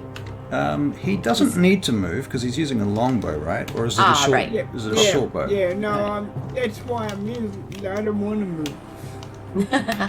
I want to keep my enemies away because I don't know these things. All right, that guy dies. Milford, you kill that guy. Okay. Fuck. Okay. It's good to know I can do something useful. Oh, that's the wrong fucking guy. Anyway, okay, that's fine. One of them's dead. One of them's dead. The other one's not dead. I'm just going to switch them around. It's fine. All right, cool. That's Milford. That's your turn, yeah? Yeah, And you don't want to move. You want to stay where you are. Is that right? I'm staying where I am now. Okay, Rook. Okay, brilliant. Rook is. I'm gonna essentially repeat what I did last time because it worked. Moonsickle, first attack. 16 to hit. 16 does hit. Excellent. Wait. You're attacking the other guy. The mouth man in front of me. Yep. 16 does not hit, I'm afraid. You're a little bit out. Okay. Disregard damage. Roll again to hit. What is that? That is a 24. 24. Excellent. That does hit. Great. So that damage now, that is a 10 slashing damage. 10 and slashing damage. Another flurry of ravens is gonna, fly into him, and I need him to make another DC 15 strength check. DC 15 strength check. That is a 7. Okay, so he gets blasted back 15 feet into the webbing. Oof. There we go. And then, lastly, bonus action, crossbow advantage because he's restrained. Yep. Oh, wait. Before the damage... Oh, wait, it's 23. Was going to hit it either way. 8 piercing damage with the crossbow. 8 piercing damage. Alrighty. Yep. And just... Dex 17 check because he's in the webs now. And a Dex 17. Strength. A double check. Fail. It's a 6. Okay. Everything worked out in the end. That was pretty good. Great work. And sorry, how much damage did you say? Let me double check. Let me check the game log. 8, I think. Yeah, 8 from the crossbow. And that there is Rook's turn. Okay, cool. Great work, Rook. Isolde, it is your turn. You are muted right now, Isolde. We cannot hear your beautiful French accent. Ah, sacré bleu. Sacré bleu. Isolde will attack this one. Okay, the same one? Very good. We'll call him the hungry one, because he looks hungry. Alright. I hope he is hungry for the sacred flame. He is not hungry for your sacred flame. No, madame. But he rolled a natural 20 for his dexterity saving throw. But did he roll at disadvantage because of... He did not roll at disadvantage. He rolled a natural 14. Does it save? It is only 14. Does it save? I need to know these things, Joe, you're a professional. You have to answer the question. Yes, 14 is not safe. No, it's 14 16. is not. 16! It's the save. 16 to save! Oh my god, sacre bleu! Of course.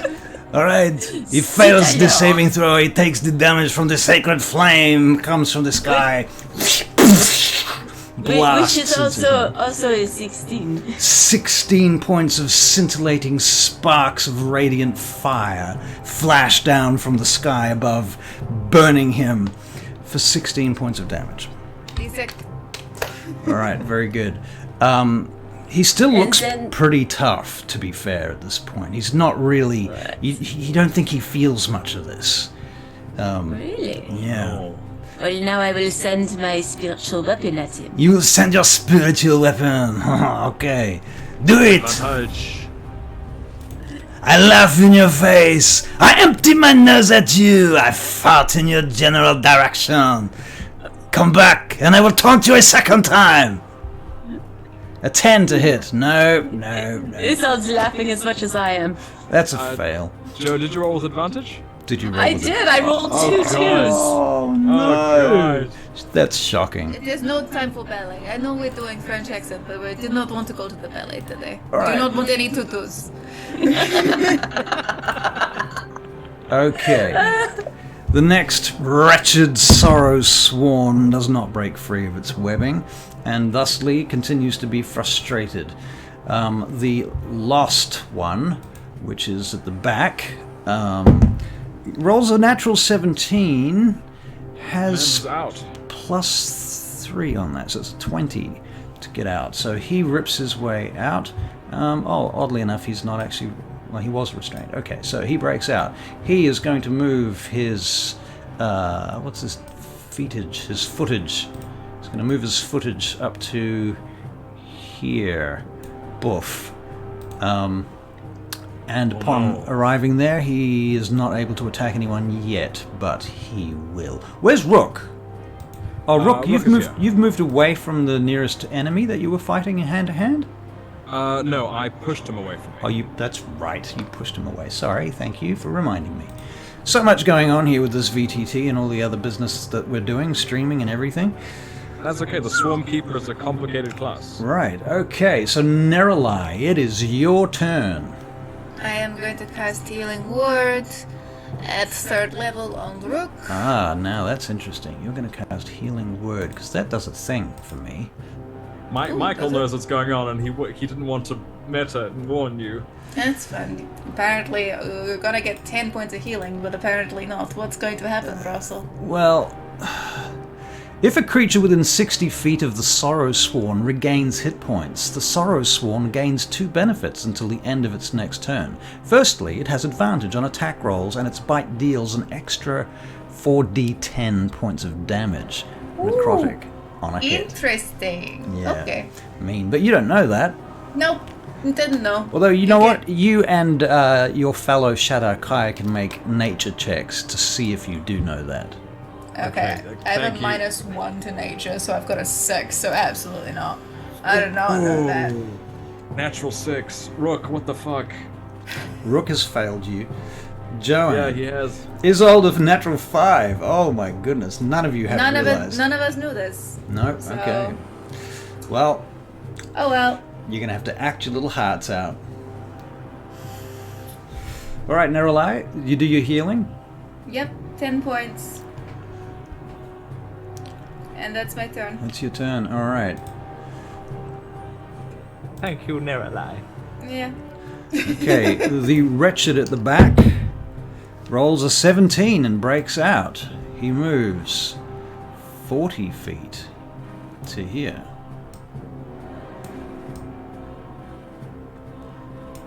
Okay, that's his turn. And we're back to Hungry. Hungry is going to... He seems to be free of his bonds, so he is going to move up to Rook. And he is going to multi-attack you, Rook, with advantage. Had to use his action to get out of the webs. He was already out of the web. Oh no, because you threw him back I blasted into the web. Oh, you did, didn't you? Right, Yeah. you blasted him into the web. I'm so sorry. So the dex save to use an action to break out, or a strength save? It was a strength save to action to break out. Okay, and the DC is 17, isn't it? Yes, indeed. Fucker. I hate you. Rook is my most strategic character yet. Haha, you're learning to metagame and power play. Alright. Milford Brixton, then, you are up next. Okay, let's have a look at Hungry. Hungry, alright. Hungry's over here. And he's not restrained, is he? He is Hungry restrained. is restrained. He is restrained, so you have advantage on Hungry. Okay. There is one nearby Hungry who is not restrained, though. I'll do Hungry, and if I can. 16 to hit. 16. That does not quite hit, I'm afraid. It's very close, but not quite. He swats the arrow from his face using the web as cover, and it kind of catches the arrow in the web. He looks down and snaps it with his single claw. Looks I'm up gonna at you. say that was a nice one. You got lucky. Right, Rook, it's your turn. I'm going to use Rook is going to pull out his moonsickle and tap the ammunition inside his crossbow. It's going to glow very slightly, and he's going to fire it Alright. at Hungry. Alright. Okie dokie, that there is a 28 to hit. Oh, wow. Okay. Firstly, it is a... That is absolute bollocks. That is a 6 damage. I'm going to add a whole bunch of ravens to that Okay. for an extra 3 piercing damage. Man, So not 9. good. And I need him to make a DC 17 dex saving throw with disadvantage. With disadvantage. As I have loaded my crossbow with a 2nd level Hail of Thorns. That's my dice. Okay, disadvantage. Oh, fuck you. I rolled a natural 20 and a 9. So he takes 2d10 piercing damage as the bolt hits him. It just shatters Okay. into 12 piercing damage of more bolts. Okay, so how much damage was it total? 12. Minus 12. And I'm gonna take another shot at him. The crossbow. For 23 to hit, 23 hits. and an additional 8 damage. 8 piercing damage. Okay, very good. Okay, I believe he's not quite bloodied. Okay. Oh my god. Alright. Isolde. Isolde would like to serve up a second helping of the sacred flame for Hungry. Alright. So dex save for him. And Yes. this is hungry. Correct. Okay, Is so he in the web? He is... Yes, I believe he's webbed. Yeah. Yeah, Hungry still web. I need to put a condition on him, actually, so I can remember this. I'm going to just put red on him so I can see it. Okay, so dex save at disadvantage fails. So he is webbed and he fails his dex save. So he's taking damage. Right. Fantastic. I have lost others. It is 12 points of damage. Okay, very good. Damage. Alright, is that your turn, Isolde? Do you have any other actions, bonus actions, movement, flavor, or dialogue? Oh, mais oui, I want to send my spiritual weapon. Okay, so your describe your spiritual weapon again for us? It is a spectral red axe. Okay, so the spectral red axe goes flying head over heels towards him, yeah? Something like that. Something like that. Alright, roll to hit. Alright. With advantage. We 26. I got him this time. Huzzah! Aha! Very Alright, good. very you did nice. it. Okay. Amazing. Damage.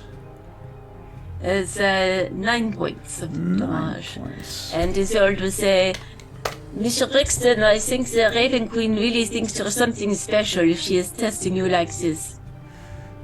Alright. Very good. Is that the end of your turn, Isolde? Yes. Okay. A wretched attempts to break free with a fail. Never mind. Lost. He is free, I think. Yeah, loss is free. Okay, so Lost moves up to Rook. He attacks you with an arm spike for a 14. That's not going to hit you, is it? Doesn't he? Second attack. Oh, a 9. That's not going to hit you either. Pooh. I'm very disappointed in you, Lost. You shall be punished later. Alright, Neralai, bring it. I would like to fire a crossbow bolt at Lost. Alright. 16. 16 at Lost. That hits. Very good. And that is 12 points of damage. 12 points. 12. Okay, very good. This one, by the way, looks quite hurt. Very good. That is my turn. Alright. That is your turn. Thank you, Neralai. Wretched. Where are you, Wretched? Alright, so he is actually next to Rook. And despite being restrained, he isn't within range to attack you. So, is there any reason that I cannot attack you? And do I have to do it with disadvantage, though, don't I? Is he restrained? He's got a restrained marker on him. Okay. I don't think so. Let me double check. I think you might be restrained right, because he position. moved up 30 feet in the last turn, Yeah. didn't he? Yeah, okay, no, fuck you, he's going for it. Alright, he's gonna bite you. No, he's not. There's a 12. Okay, Never mind. He tried. Shoo. He's coming for your leg. Okay, Hungry. Let's do it, Hungry. You need to get out of that restraint, Hungry. Come on. Come on. Oh, yes. Free at last. A 16. Okay. Oh, wait, it's a 17, isn't it? Yes. What's my modifier? Oh, but I have a +4 modifier, so it's a 20. Oh no. No.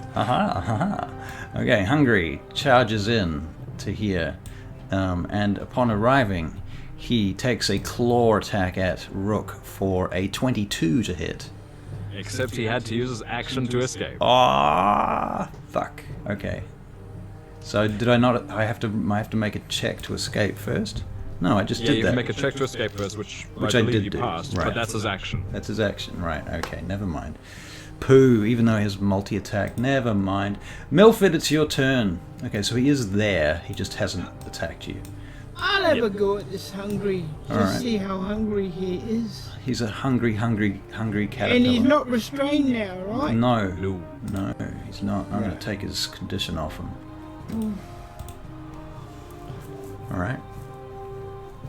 No. 14 to hit. Yeah. Sorry. No. No. I mean, yeah. The thing is, Milford,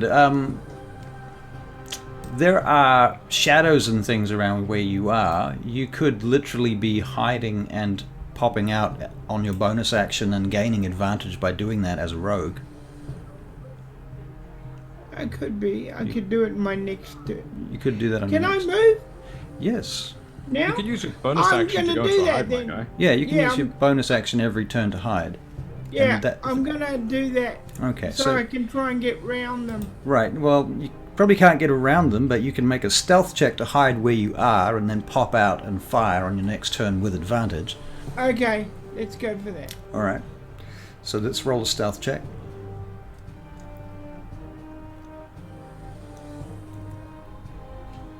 $17. Okay, very good. Alright. So, Milford, that's the end of your turn. Rook, we're back to you. Okie dokie. This isn't good. Of the three, who looks the most hurt?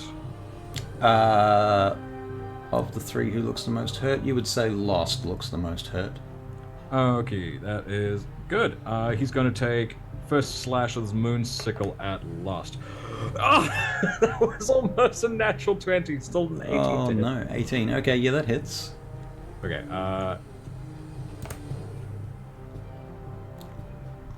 that there is a 7 damage, 7 damage, okay. and I'm going to... It's no real point to me dipping out of combat here, because they're just going to cloister around me again. That's fine.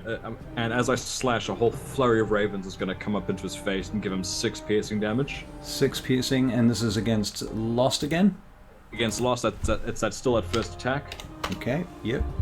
Second attack, Moon Sickle again. Moon 21 sickle. to hit. 21, that hits.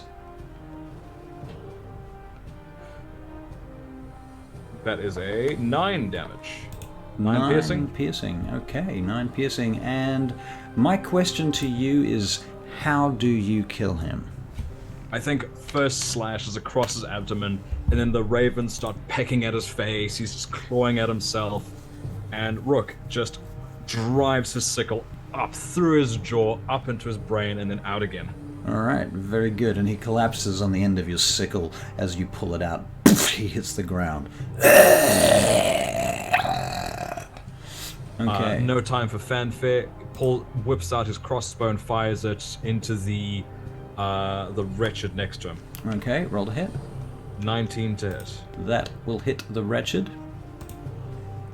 Just unloads it between its horrible bulbous eyes for a 6 piercing damage. 6 piercing damage. Okay, very good. Alrighty, that is the end of Rook's turn. Alright, Isolde.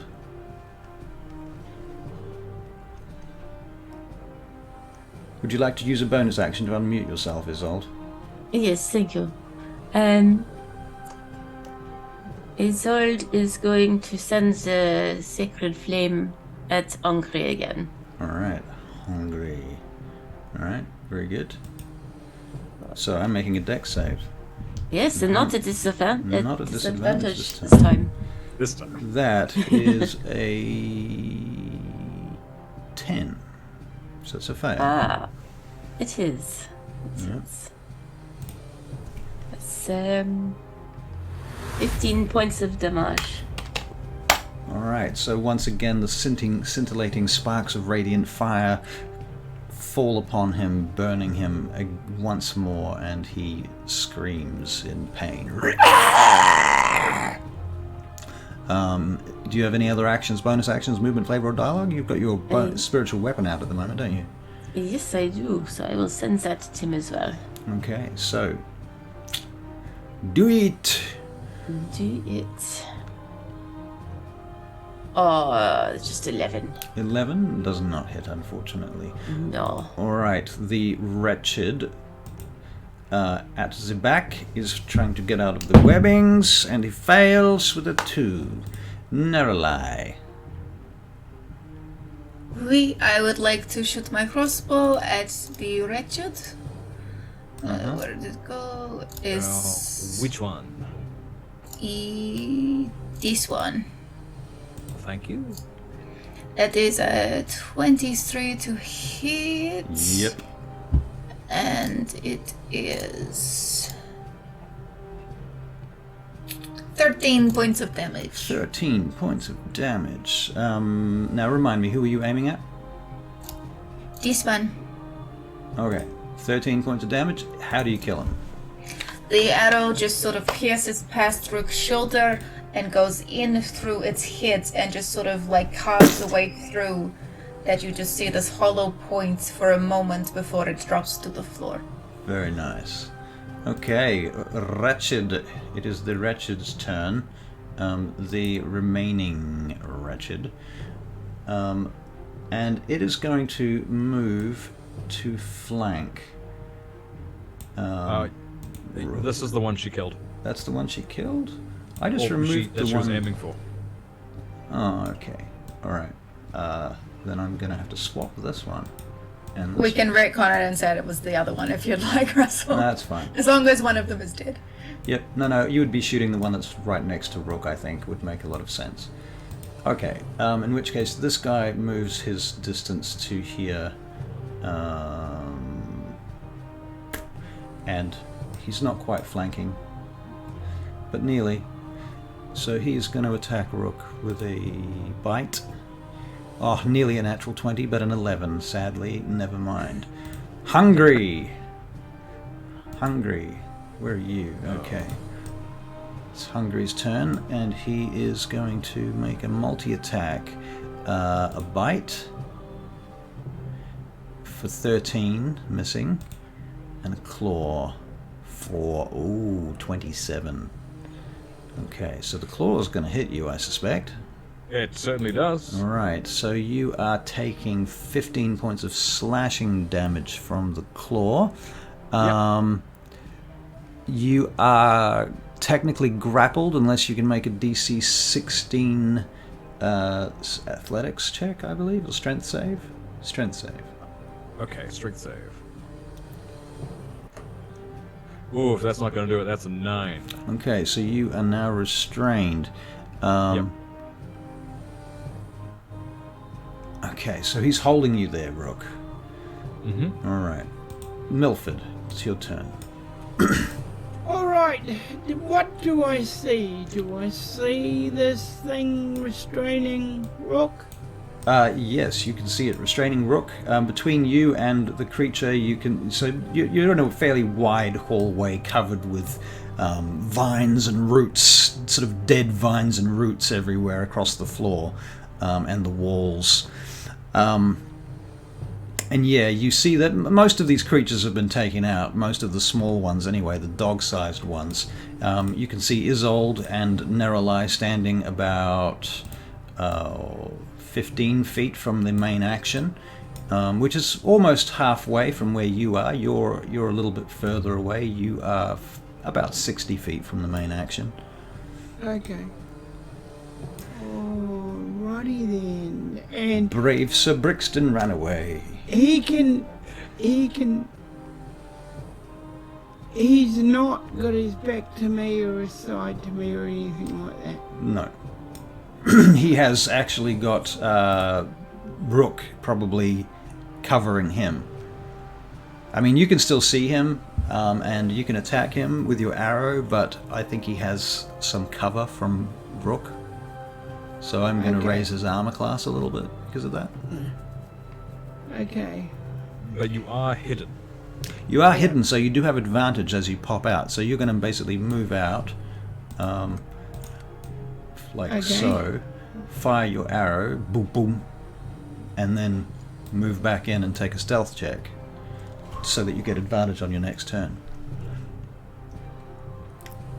Alright, Vicious Shortbow with advantage, 26. That is a hit. Despite his cover. Alright, damage. Okay, 11 points of damage. Now, at this point, I'm going back. wait a minute, you have sneak attack damage. Yeah, hang on. Because I am sneaking attacking, that's right. That's yes. Sneak attack damage. Hui hui. Woof! That's 20. Okay, very nice. He is well bloodied now. Now I'm going to hide him. What the hell? Okay, cool. Okay, so now you're going to make a stealth check. Okay, stealthing. Come on, stealth. Oh, hang on. Come on. 22. Very good. Okay, so you are stealthing. You hide, so you have advantage on your next attack. Once more. Awesome. Well done, Milford. Rook, your turn. You're restrained. I believe I just have to use my action to escape from this dude. So that is a strength check. Give me that good, please. No, that is another 9. Okay, so you are still restrained. Very good. That's the end of your turn then? That is the end of my turn. I'm getting my comeuppance. Isolde. Isolde is going to send the Sacred Flame at Hungry again. Okay, Sacred Flame. He's no longer disadvantaged, so he rolls a 3 though, so you hit. It is 14 points of damage. My goodness. That's pretty good for a frickin' cantrip. Mm-hmm. Okay, do you have a sacred weapon as well? I do. I'll send that at him as well. But it's only 15. For a 15 to hit, does that hit him? No, sadly, it does not. Okay, so he deflects the sacred weapon, but he takes the sacred flame. Alright, very good. Isolde, Neralai. I would like to shoot my crossbow at him. Not my crossbow, my longbow. Your longbow, okay. Longbow for a 17 to hit. 17 does hit. Very good. And that is 8 points of damage. Not very good. Better than nothing. Better than nothing, and that is my turn. Alright, very good. Our wretched friend moves around now to flank Rook. The next part of his movement. And he is going to bite you, Rook. With advantage, actually, so we'll let it go. Does. So that's a 14 and ooh, that's a 22 to hit. Ooh. Definitely hits. Okay, so he does 8 points of piercing damage and attaches himself to you. While he's attached, he can't attack, but at the start of each of his turns, you take another d10 plus 1 point of necrotic damage. Okay. Alright, so that was his turn. Hungry, very good. Now, he is here, he is going to attack you with... Wait, he is currently grappling you. can't make a claw attack, so he can bite you. Okay. And that is a 25 to hit. Definitely hits. Okay, he does 7 points of bitey piercing damage plus some necrotics to the tune of a further 15. 7 plus 15, that is a 22. But you are halving the necrotic, are you not? Oh, yes. So it's... So round the 7. 15 down to 14 is 7 points, plus 7 is a total of 14 damage. Okay, brilliant. Thank you. Okay, Mr. Brixton, you have advantage as you pop out from behind your stealthy, hidey spot. Here we go.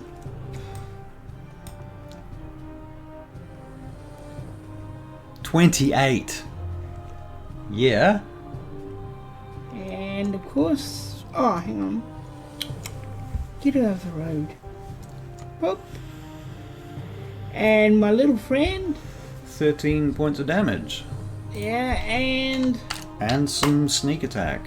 yeah, and some sneak attack.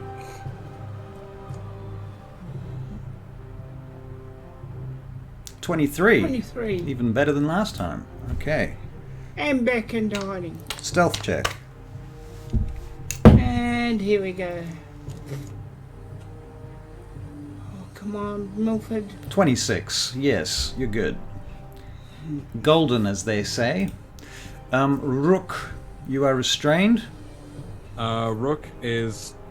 He's probably not going to get out of this, but so instead of trying to fight out of it, he is going to use his Blessing of the Raven Queen. He's going to call upon her, and he is going to dissipate into a cloud of ravens and teleport 30 feet away. Okay, where's he going?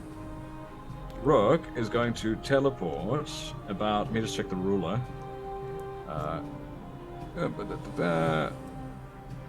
30 feet is about... Yeah, it's going to teleport over there. I couldn't see where you went. Oh. There we go. Over there. Okay, so you're moving to there. Yeah, That's if it'll let me so- just drag him, there we go. Easy. So he Alright. is teleported, and then he is going to use his action to... what's it called? Where is it? I was just looking at this. Oh, it's because I'm looking at the wrong thing. Use his range of feet tireless to gain a D8 plus 3 temporary hit points. Okay. That's an extra 10 hit points, temporary, that he has given himself. Alright, very good. Isolde. Isolde, I think you know what Isolde is going to do. She is going to hit Ongria's Sacred Flame. Alright, so Sacred Flame. Yep, that's a hit. Excellent.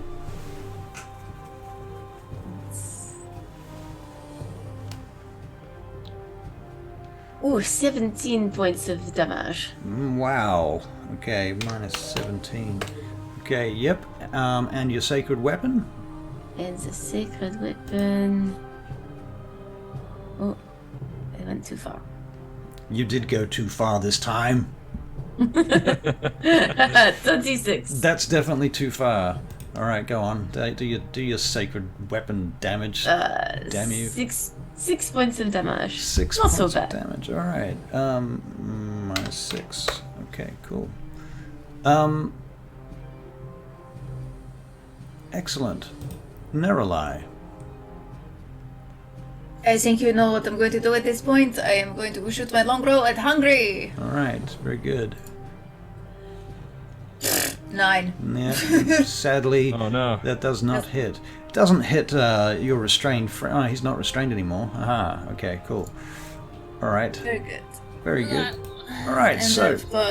I'm going to cast Spiritual Weapon Okay, at 2nd level, alright, right next to him.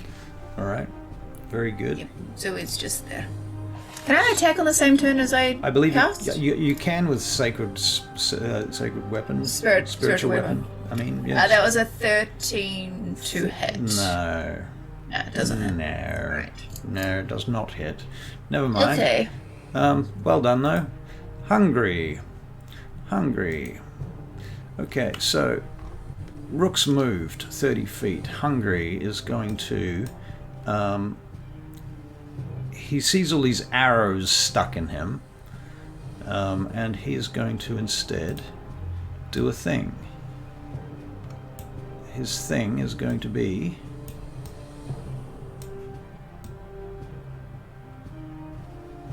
30 feet to there, and then 60 feet to here. Right next to Milford Brixton. But he's looking around for Milford Brixton, and he cannot see you, Brixton. So he can't attack you. But Brixton, you're hiding, and he's next to you. And you're just hiding around behind the wall, standing on the edge of a precipice that falls off into nothing. Okay. Okay. I'm gonna move. If he's going to the right, I'll go. If he, whatever way he goes, I'll go the opposite way to keep away from him. Okay, well the thing is, you're in a corner, and from where you are, I don't know if you can see yourself on the map or not. Okay. Alright. Hang on. Gotta get rid of something. Okay. Where am I? Okay, you are here. Could you flip me? Okay. There. Milford Brixton, got it. Alright, so he is here, right next to you, and right here is a corner. Behind you is a hole. Over here is a hole. Over here is a hole. This is all basically a hole. Okay, so now. you're right on the edge of the hole, basically, but that's the only place where you could hide. But you are hidden, and he doesn't know you're there. Okay. You can also, you can make a perception check. Okay. Let's see. Perception. Don't fail me now. Here we are. Number.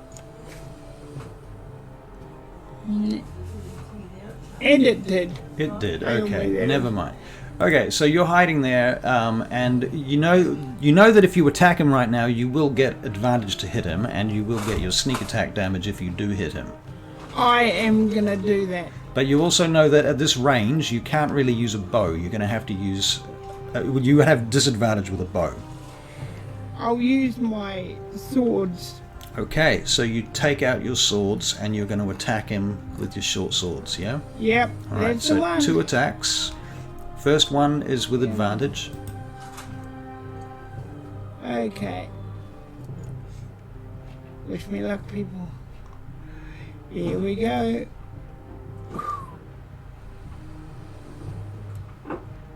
Oh, 26. 26. Well, that is a hit. So let's Yeah. have some damage with sneak attack, please.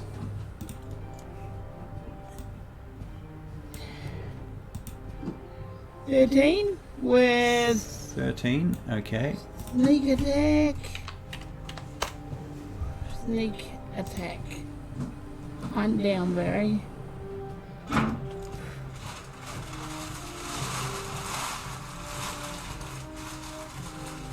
$21. Yep. How do you kill him, Milford? Nice. I basically cut his tendons so he falls down, Okay. and as he comes down, I jump, leap up, and stab him right in the head. Okay. And he falls off the edge at that point, past you, and just tumbles away down into the rift below, out of sight, beyond the darkness. Now, at this point, there is one wretched left, and it is Rook's turn. Rook is... He's just gonna come up to it. Oh god, it... Above VTT threw me off the map again. Oh no! Where are you, Rook? Let me find you. That's okay. He's just gonna come up to it. It's only 30. He's only 30 feet away from the wretched. So he's gonna come up to it with his sickle. First attack, 25 to hit.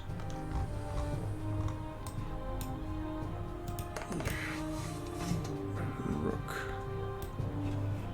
7 damage. And second attack.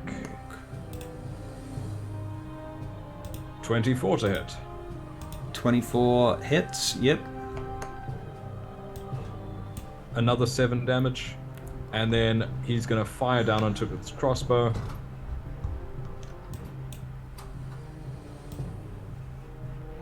Come on, do the thing. Here we go. Here you go. Put you back on the map. And that's 18 to hit. Oh, sorry, 15 to hit. 15 to hit. Sorry, how much damage did you do last round? Total of 14 so far. 14 so far. Okay, hold on. And then 15 to hit with my crossbow. All right, it's well dead now.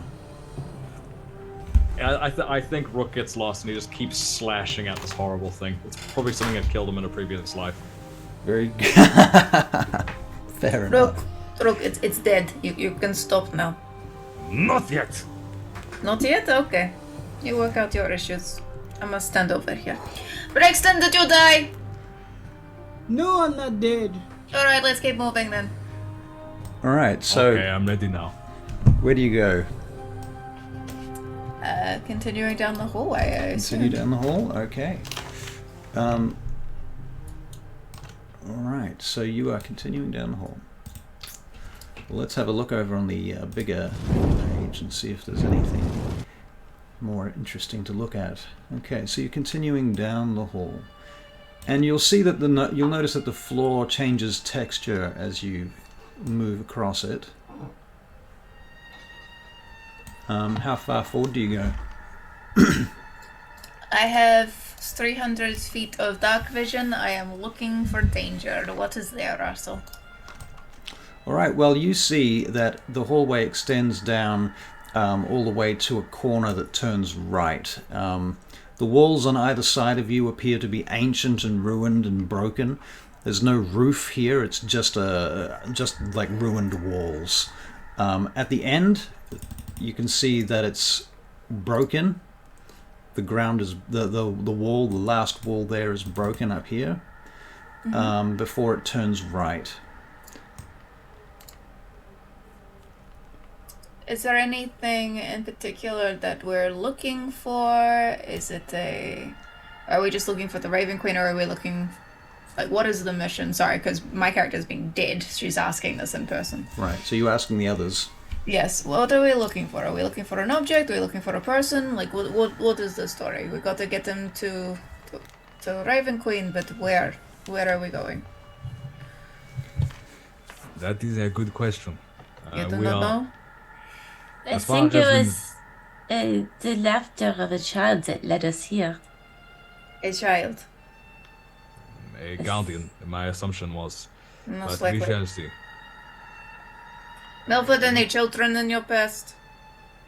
Oh, I know so many children in my past. In fact, I was one myself, you know. Most mortals were. Okay, that's about as much as I can help you. Right. What do you see, Neralai? I see a hallway that turns to the right. And no And I way see to you. leave? No, Then we go right, I assume. as far as I know, it could just be a circle. All right, so you are going to make your passage together. Let me just get rid of the mobs so I don't accidentally bring them with you.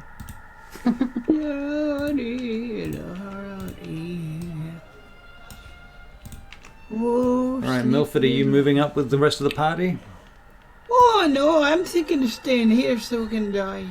Yeah, no, I'm going with them. All right, cool. So how far apart are you, and in what order are you?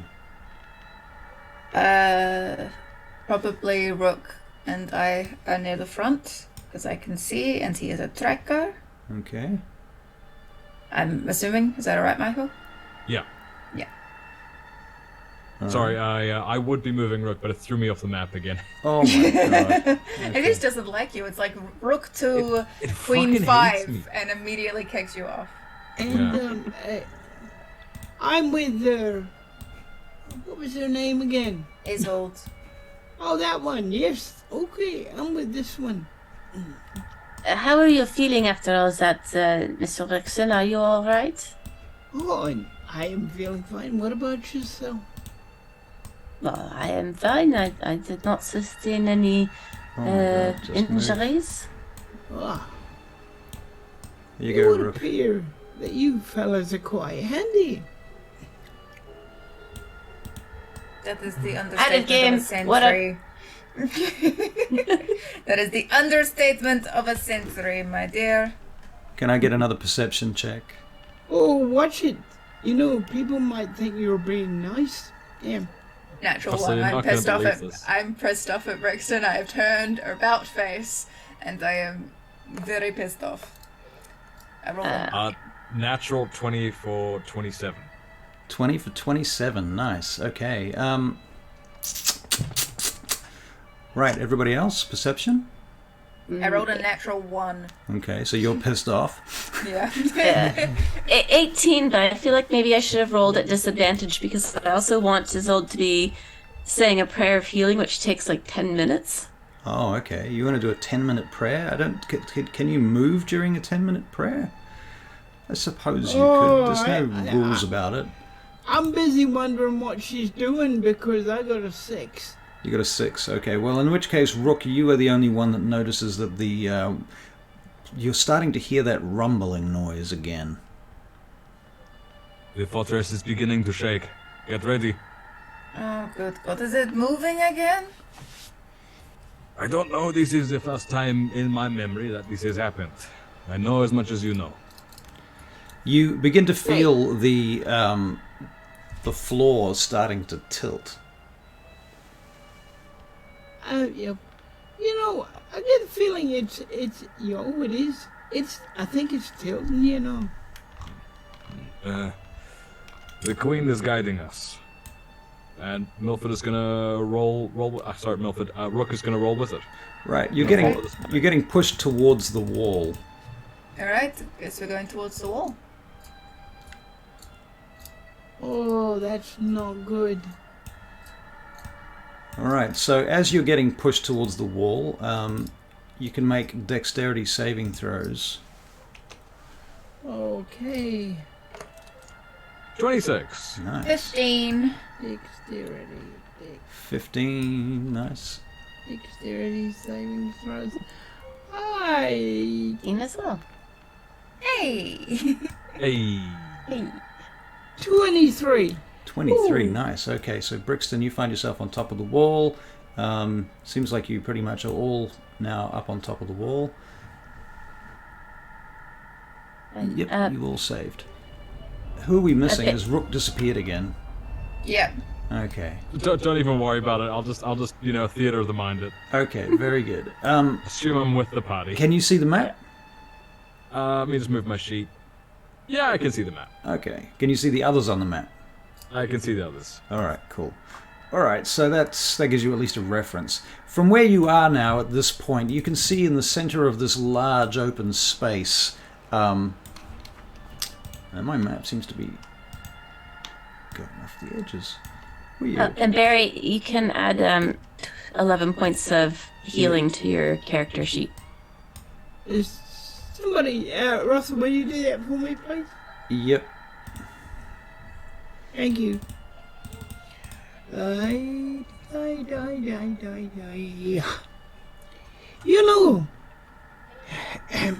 do we go over this now? At this point, you don't have a lot of choice. The building is tilting. I think we're meant to go with the flow, like, you know.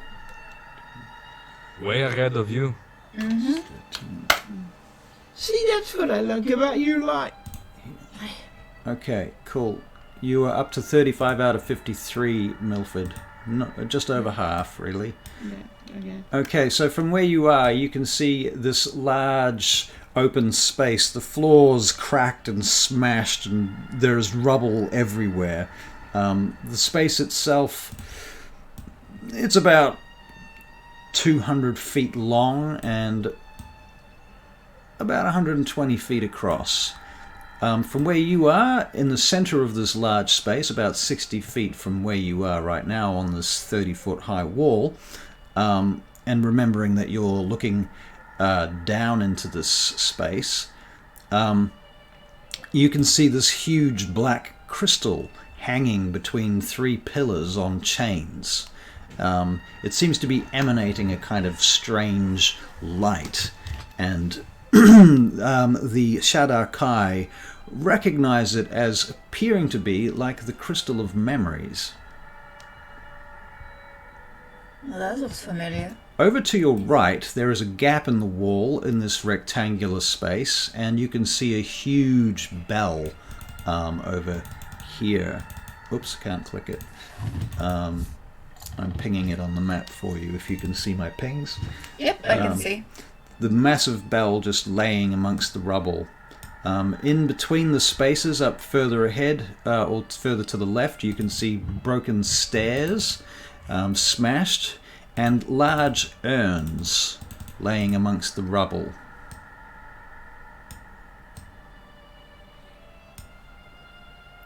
Is it still at an angle? Yep.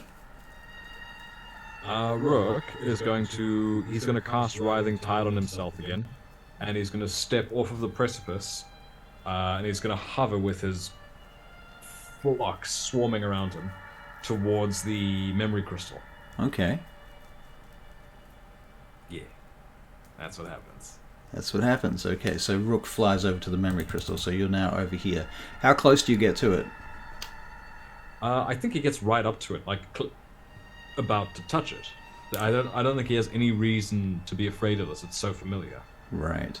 But the thing about this as you get closer is whilst it appears like the memory crystal, it appears to be smashed and broken and cracked.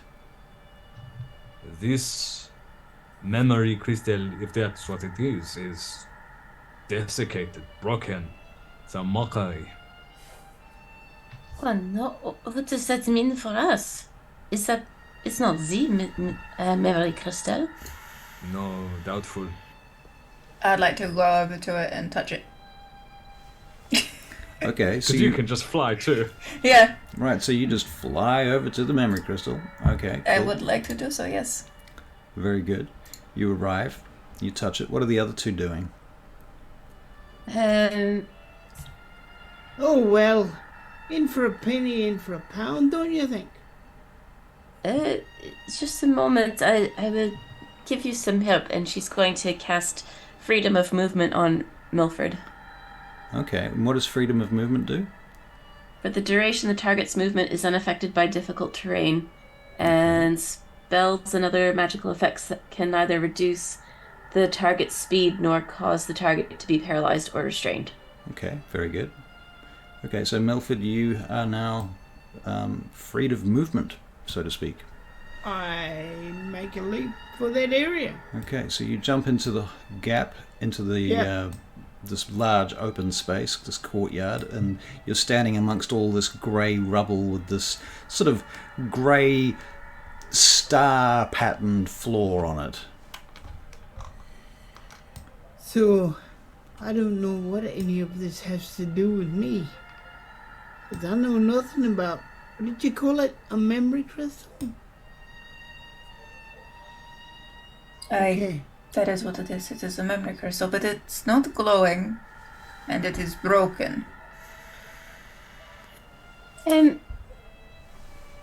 Does this area look like maybe a room where we have been received before? But Well, now that maybe you think about it, you can make an investigation check.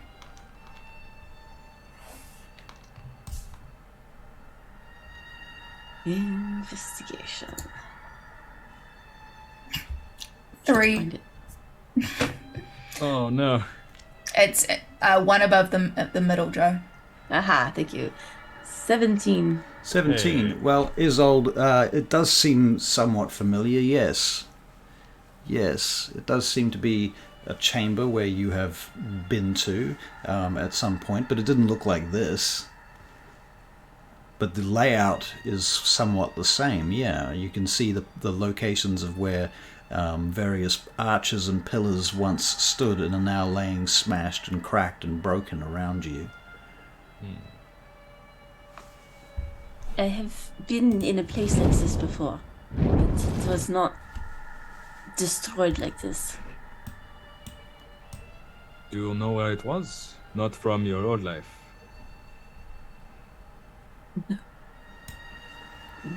Russell, do I know?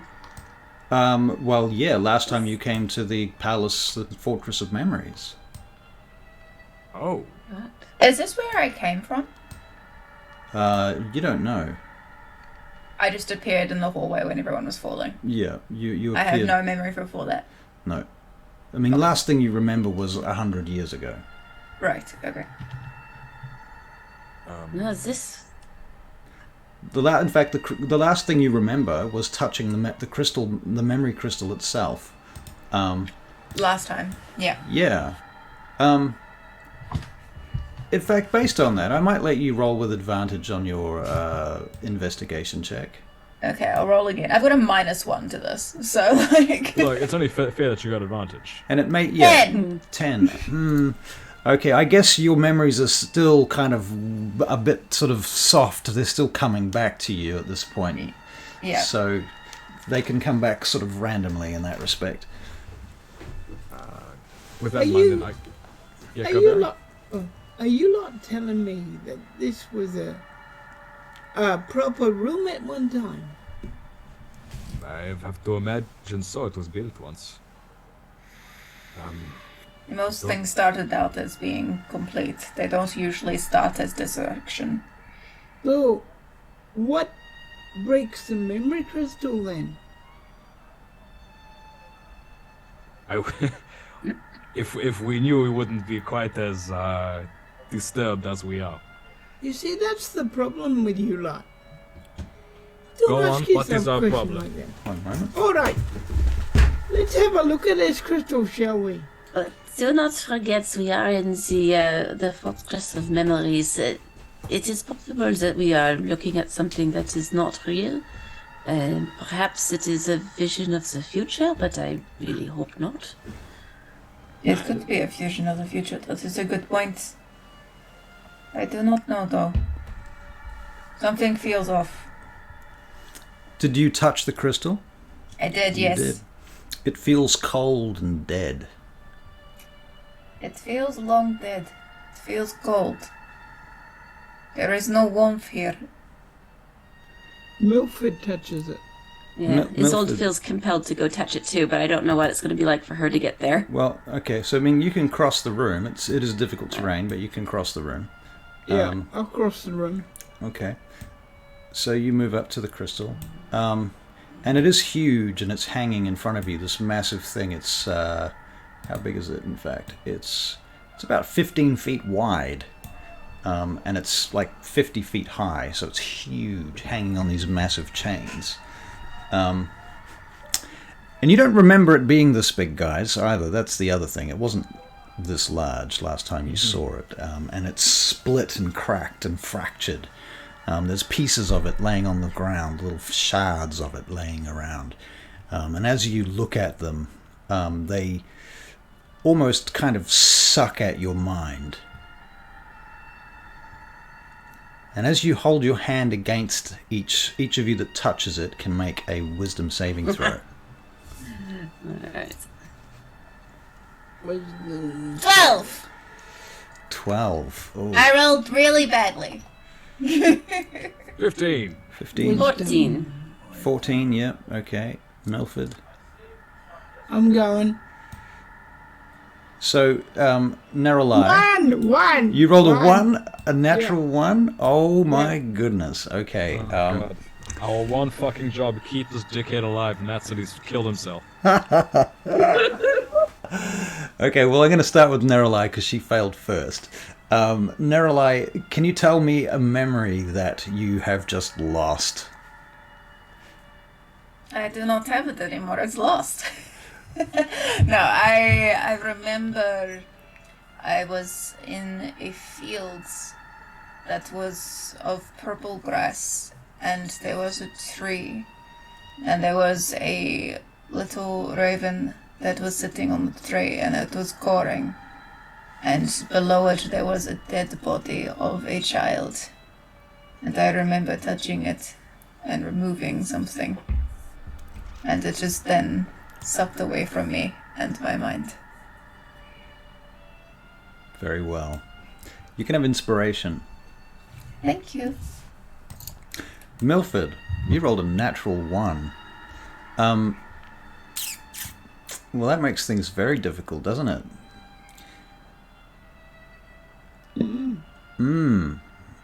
Because you've been in the process of restoring memories lately. Which memory have you lost?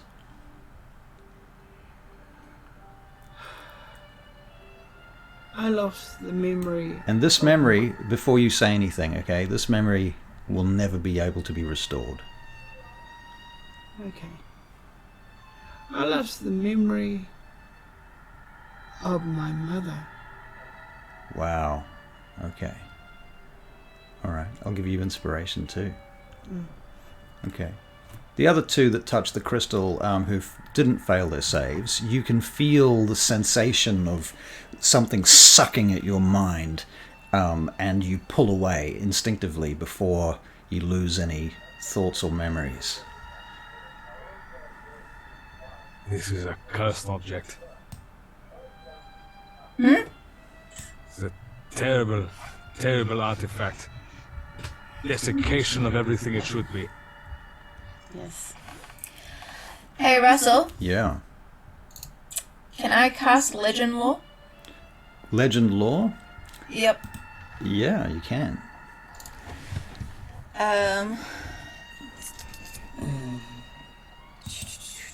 Name or describe what's in the spell brings to your mind a brief summary of the sum of. Okay, so I'm looking at the crystal and I would like to cast Legend Lore on the crystal. All right. I have to pull up some notes. Just gonna copy and paste it in the chat of the spell that I am casting.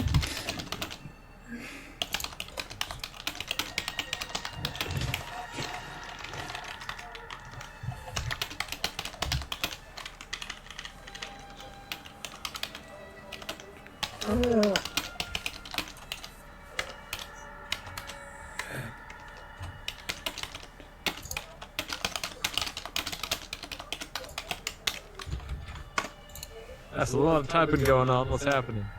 Well,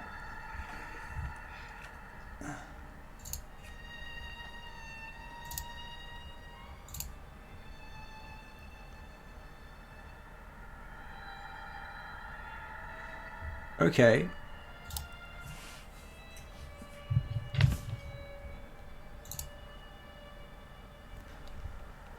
As you cast the spell, you start to get this flood of images and memories and thoughts coming into your head, but can you make a wisdom saving throw? 25. These memories seem to be spanning across multiple worlds and lifetimes, possibly even dimensions. This sort of chaotic amalgamation of half-truths and illusions. And you're pretty sure that these are not even your own memories. These are either other people's memories or entirely false memories. The crystal seems to be whispering to you into your mind about great heroes and terrible villains and realms beyond comprehension. These are not the sacred memories preserved by the Raven Queen. These are distortions designed to mislead and confuse you. These are not real. Too many are not real. It's full of false memories. Memories from planes and archives that aren't from this world or the next. They are not. They are real and not real, and they are whispers and they are shatters and they are not whole and they are. This is wrong. This is not right. This is no. I do not know what this is. We need to leave this chamber. I do not know what the Queen wishes to show us here, but I don't want any part of it. You hear a voice in your head, Caitlin, Neralai. It's not so much a voice as just words coming directly into your mind. Like each word is a memory unto itself.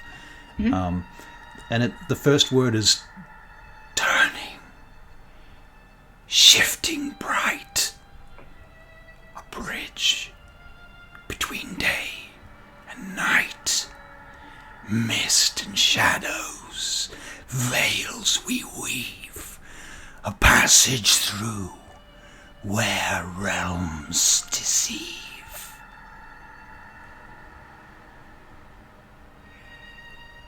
Twisting, gripping, gripping bright, a bridge that turns day to night.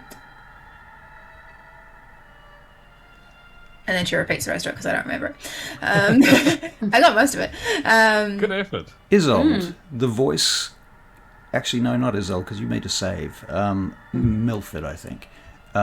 You hear the voice in your head. You hear its voice say, "In shadow's grasp, we forever hold. Memories linger, stories untold. Departed souls in our embrace, whispering truths from another place." And you understand it to be a question.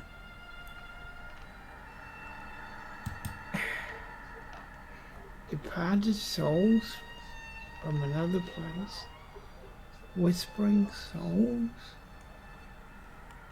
I can repeat either of these two things to either of you if you wish.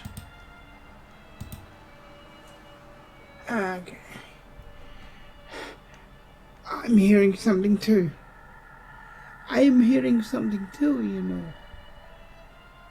It's a What whisper. What is It's it? like some kind of poem.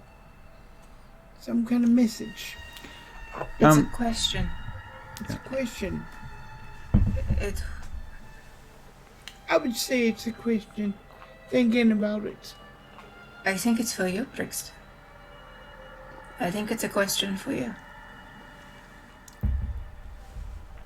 Say it again, Ross. Yep. I'll read it normally this time, just so you have the gist of it. In shadow's grasp we forever hold. Memories linger, stories untold.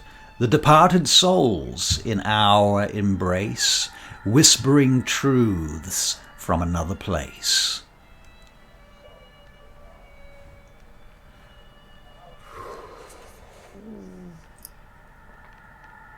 What is the truth, Brixton? What have you been hiding? Is anybody this else time. still touching the crystal? Isolde backed off away from it. Rook back way the fuck off. I'm still touching it because I had to cast Legend Law. Ah, okay. So you're still touching it. Yeah. You want to make another wisdom saving throw? Brixton says, Brixton says a shadow. 14. As you say a shadow, the room tilts and a piece of the wall breaks off and flies off into the darkness. 14. You hear another phrase in your mind, Neralai. Haunting whispers in the night, echoes of souls take flight, secret realms shared unknown, the words of spirits softly sown. What are we? What are we? What are we? And she'll repeat it as it's like being said to her in her mind. She's just sort of a mouthpiece for what is happening. She's just like letting it flow so that everyone else can hear what's going on. Right, so she repeats it out loud. Yeah, on the- as she hears it in her head, she's repeating it out loud so that everybody can hear. Gotcha. One more time normal, please, Russell. One more time normal. Yeah. From the Haunting, top. haunting whispers in the night, echoes of souls take flight. secrets shared in realms unknown, the words of spirits softly sown. What are we? What are we? I will have to make a guess. What do you guys think of a eulogy? Regrets, memories, maybe? Part of the crystal begins to kind of seal up. And light comes out from it dimly, but it is still in vast disrepair. So that's why we are here. I think we're here to fix it. And I must have got mine wrong. Rook puts his hand on the crystal. Wisdom saving throw. Wisdom saving throw.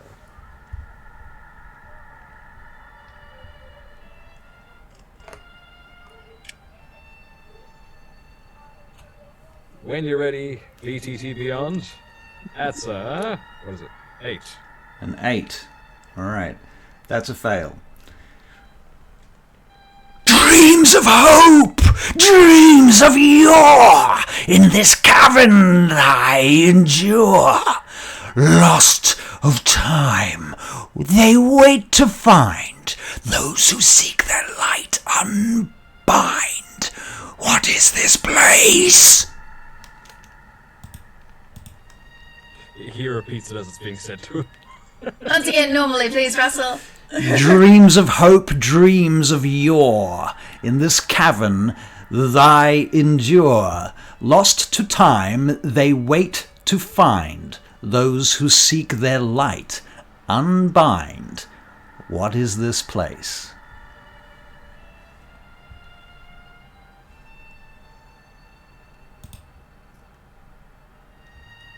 A tomb.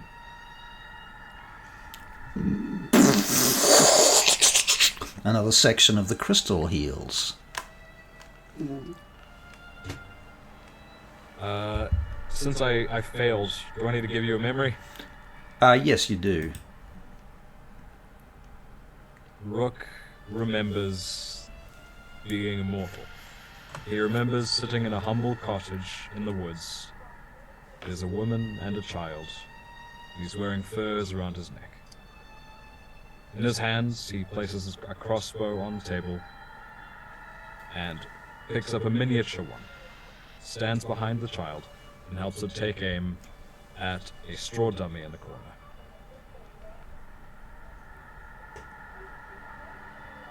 Very good. Inspiration. Alrighty.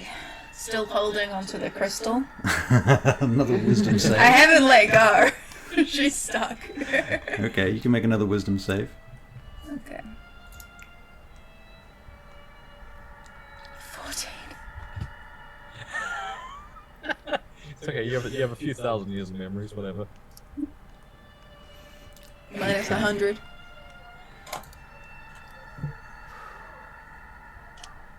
What did you say? 14. Yeah. 14. Did you save on a 14 last time? No, I failed on You a failed 14 on a last 14, time. didn't you? Right, yeah. Okay. That's Alright. I can use my inspiration if you don't want me to listen to the memory, but it's okay. It's alright. Gaze into the depths, and what do you see? An image of yourself, but not as you will be. Past or future, the water will show a world of what was and what's yet to grow. What are we?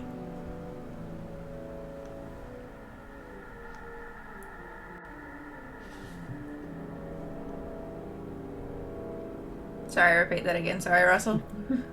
We're doing our best, I promise. My brain's like not working today. Gaze into the depths, and what do you see? An image of yourself, but not as you'll be. Past or future, the water will show a world of what was or what's yet to grow. Time. What did you say? Time. Time. The third section of the crystal heals. And with that, the crystal seems complete. Well done. Can you make perception checks? 19. 19. Very good. 15. 15. 21. Very good. Mr. Brixton. Coming.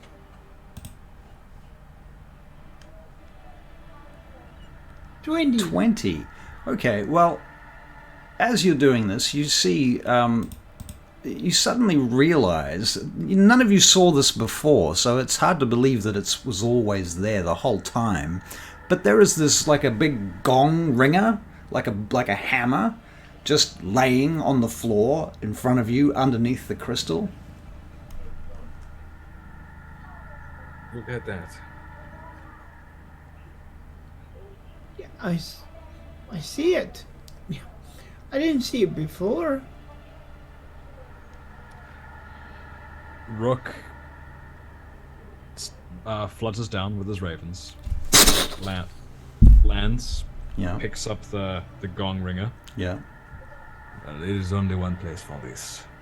And he walks over to the bell. Okay, all right, Takes one big old swing at it. all right. And it goes...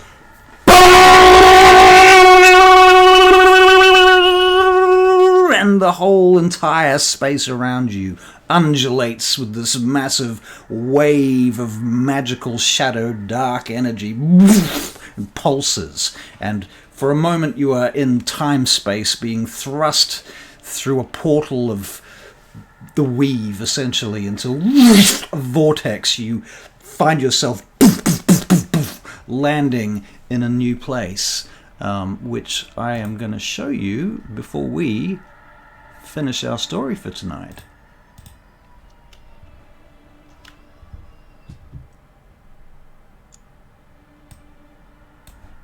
Oh boy. Ooh. Oh boy. Can I Welcome go home. now? No, we're here because of you. You can't go.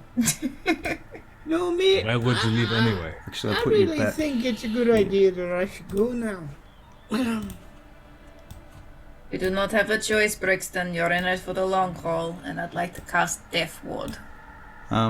Before you cast anything, we're going to finish on that note. Yeah. And I will just add that you see up ahead of you a throne. A massive throne. And to the left of it, there is the real Crystal of Memories. And around you, there are 4 pillars. One... Hang on, let's switch to the other map so we can see it.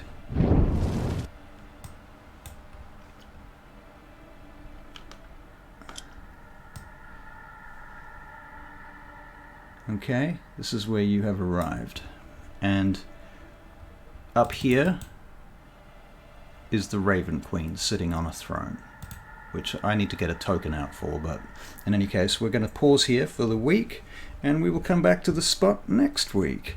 Same bat time, same bat channel.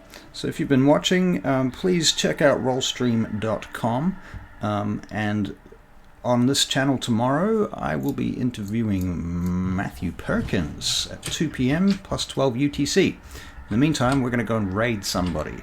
So Huzzah. let's do that. Let's do a raid. Let's see. Yeah. You guys got any information, good information on who's raidable right now playing D&D? I do not. I do not, but I can have a look. Have a look. I am, Someone as they called. would- I am what they would say in Call in France, useless. Useless. Well, there's Someone some called Evil Dua is playing Dungeons and Dragons. evildoer. EVLDOA.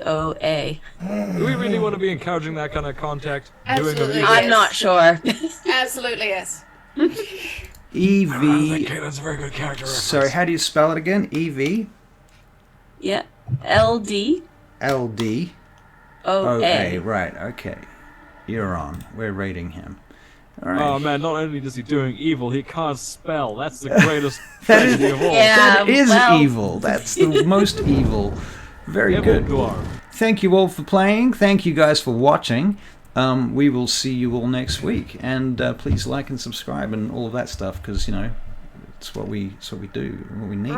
We need the likes. See you guys next week. Yeah. Okay. Adios. Bye. Bye. Bye. Alright.